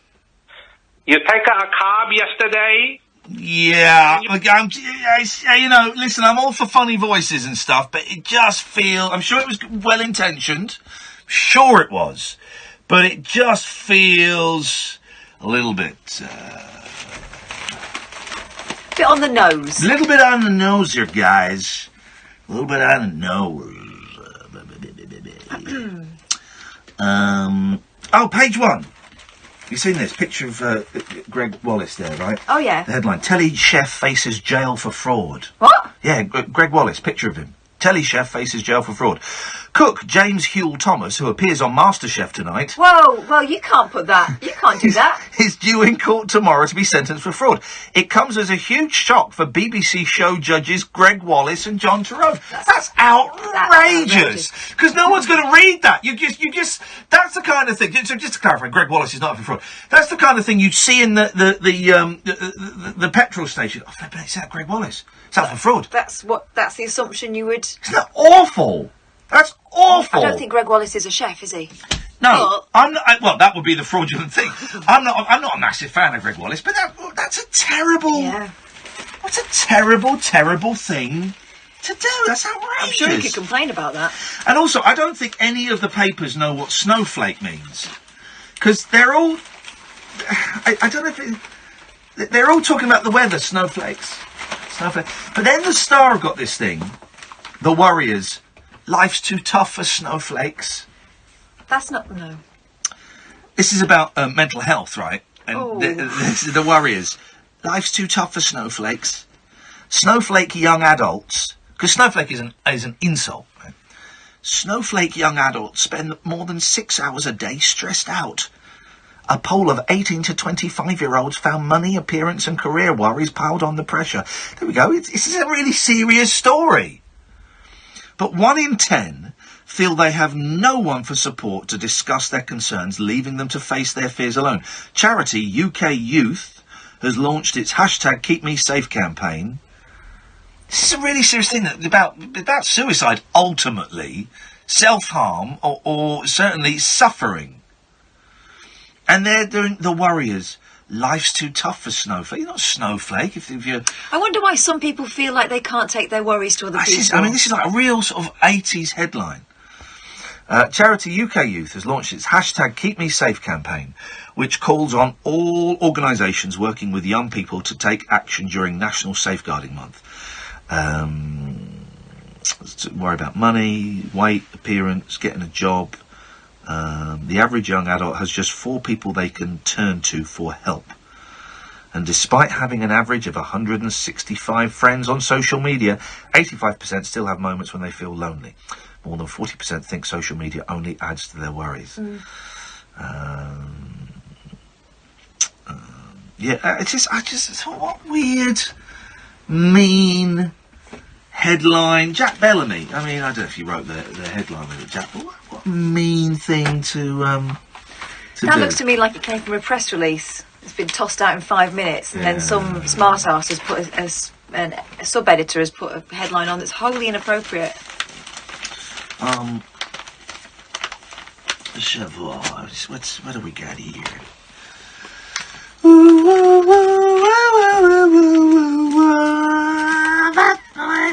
Paul Ross is on at 1 o'clock, of course. James Mack's on at 5. He's on till 6:30. Then the station has a break between 6:30 and 10. And then at 10 o'clock it reboots and Mike Graham comes on. That's a little bit heavy. Here's the thing. I've never seen an episode of Peppa Pig. Oh, they're brilliant. No, I bet they're not. They are brilliant. Never seen it. They're great. My girls loved that. Parents roared with laughter after a Peppa Pig star ballsed up getting dressed and suddenly had a willy. The Soft Play Centre entertainer, appearing as Peppa's brother George, put the costume on back to front. Oh dear, my goodness gracious me. Sonia and Paul Hurd, that's their name, spotted his sausage. Look at that. As the characters sang for kids. They filmed the fun and alerted other parents. That means they all pointed and laughed. Sonia, 37, said, "He was dancing to the Okie Kokie, with the lines in, out, shake it all about, and wiggling it around. When I pointed it out to the other mums, they started salivating." No. They were in hysterics. George had clearly put the suit on the wrong way, but I don't think either character had any idea why we were all laughing. Kids didn't have a clue and were dancing, mesmerised by the characters. We were mesmerised by his dick. The couple had taken 2-year-old daughter Florence to the centre, which they did not want to name. Sonia of Ashby de la Zouche. Say again? Ashby de la Zouche. Good one. I got it right. Yeah. Added, "I'll always laugh now when she is watching Peppa on TV. Or I see an old man's winkle." Of course, it's not accurate. It's not accurate, winkle, because the pig's penis is a corkscrew, aren't they? Know. Corkscrew penis. Have you seen a duck's one? Yeah, you showed it to me. I wish I hadn't. Yeah, I'm not feeding them anymore. No, dirty buggers, dirty. Apparently they're very, very rough with the lady ducks as well.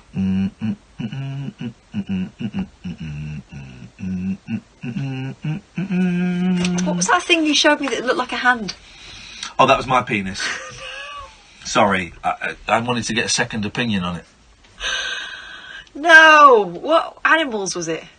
Oh, I don't know. I don't listen. I filed it under Google searches I need to erase. Oh, here we go. This is what I was going to do for the whole thing. Why doesn't Halle Berry make movies anymore? I bet because of her age. Rich enough? No, well, people don't stop making movies because they're rich. I bet it's because of her age, because she's 51, and that's considered old in Hollywood. I liked Halle Berry. I thought she was good. What film? Maybe I'm thinking of Halle Berry. Yeah. Right. Sex. Sorry, sex. We did the sex myth about the G-spot. Yes, walnuts. Everyone will remember that. Yeah. Well, this is it. As boffins say G-spot is great sex myth, what else is fake? What's that picture? She's looking at his huge or tiny penis. Bigger penises are more satisfying. Great news for those not so well endowed. Big is not necessarily better. Despite the average penis being 5.4 inches, scientifically the most satisfying... Right, well this... Who's the scientist that carried out that research? Scientifically, the most satisfying would be just 1 inch long as women receive most pleasure from clitoral stimulation, as most nerve endings are around the first inch of the vagina. Any more than 1 inch is a waste. Fellas can help themselves by losing weight, meditating, and quitting smoking. Lie 2. Hickeys are harmless. We call them love bites in this country. We're not happy days. Every teenager has at some time experienced the stamp of shame on their neck and passed off the love bite as a harmless bit of fun. But sucking too hard on someone's neck can cause a stroke. Oh my God! In 2011... Also, toothpaste on it doesn't work. No. A woman in New Zealand had a stroke after a lover sucked on her neck, leading to an artery blockage. Oh, one of those strokes.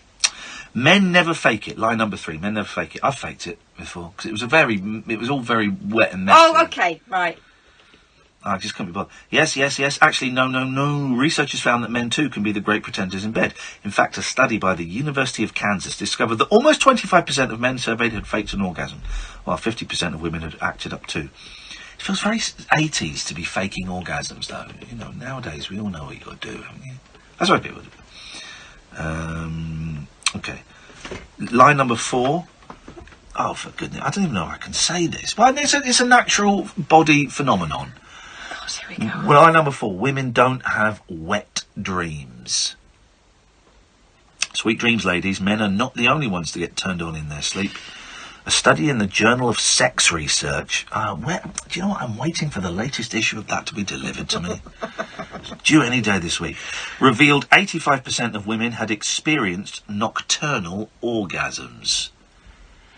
Scientists have found you can stimulate the pleasure centre of your brain by imagining you're having a romp. A romp. A word used only in newspapers. Here we go. Line number 5. You can be addicted to sex. That's a lie, apparently.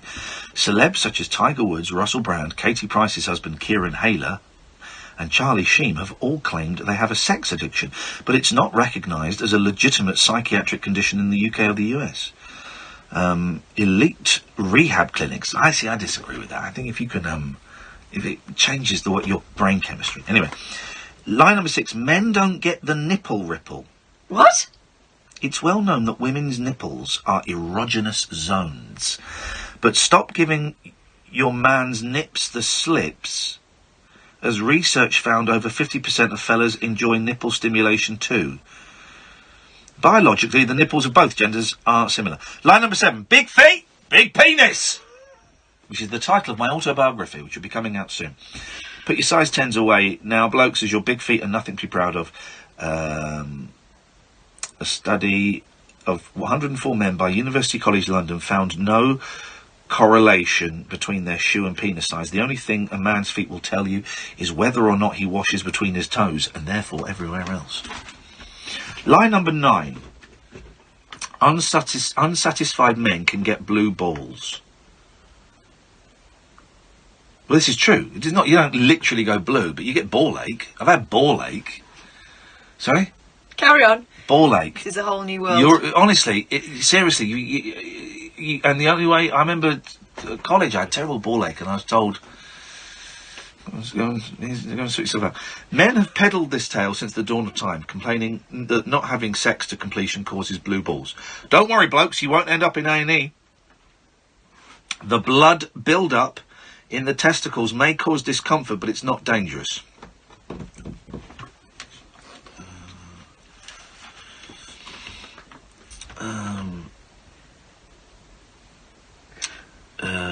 The line number 19. The missionary is meh.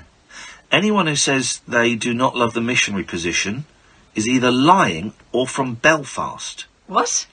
A nationwide survey in 2015 revealed it to be the #1 position for lovers everywhere in the UK, except in Northern Ireland, where women came out on top. Literally. The straightforward missionary is great for talking during intimacy and is one of the most visually exciting positions. I disagree, actually. I don't think it's the most visually exciting. To rev it up a little, the woman could raise her bottom with a cushion to boost stimulation. Feel like Dr. Pam.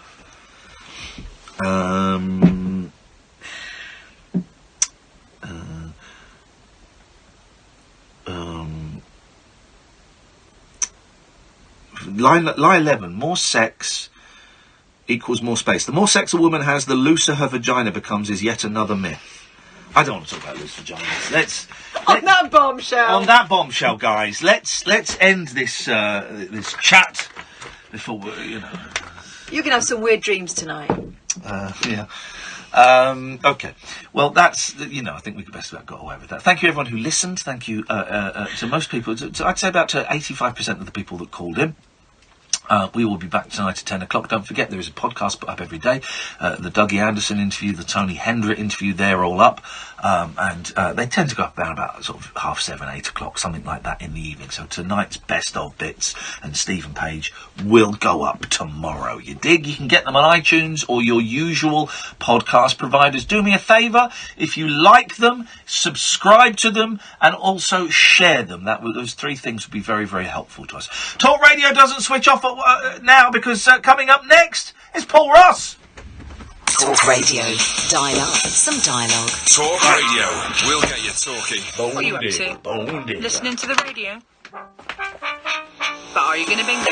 Wait for a bus, but are you going to bingo? Touch my balls, but are you going to bingo? Stand in the field, but are you going to bingo? All I want to know is, are you going to bingo? Little ducks, Honestly, I feel so fucking cheated by you. Yeah, that bullshit about one now. You were totally some bingo. put poison down for rats, and you know it. And you left me talking to that weirdo on my own. When someone you love goes missing. Pet rats are different. I wouldn't stove a pet rat's head in. I'm talking about wild rats. Yeah, I stoved a vole's head in. It was, it had its spine broken by the cat. What did you do? Let that one go. Get a solid glass and pull itself out. I am coming for you. Save Me. All episodes available now on Sky Atlantic. I'm protecting my There are so many reasons why I got into teaching. One of the best things.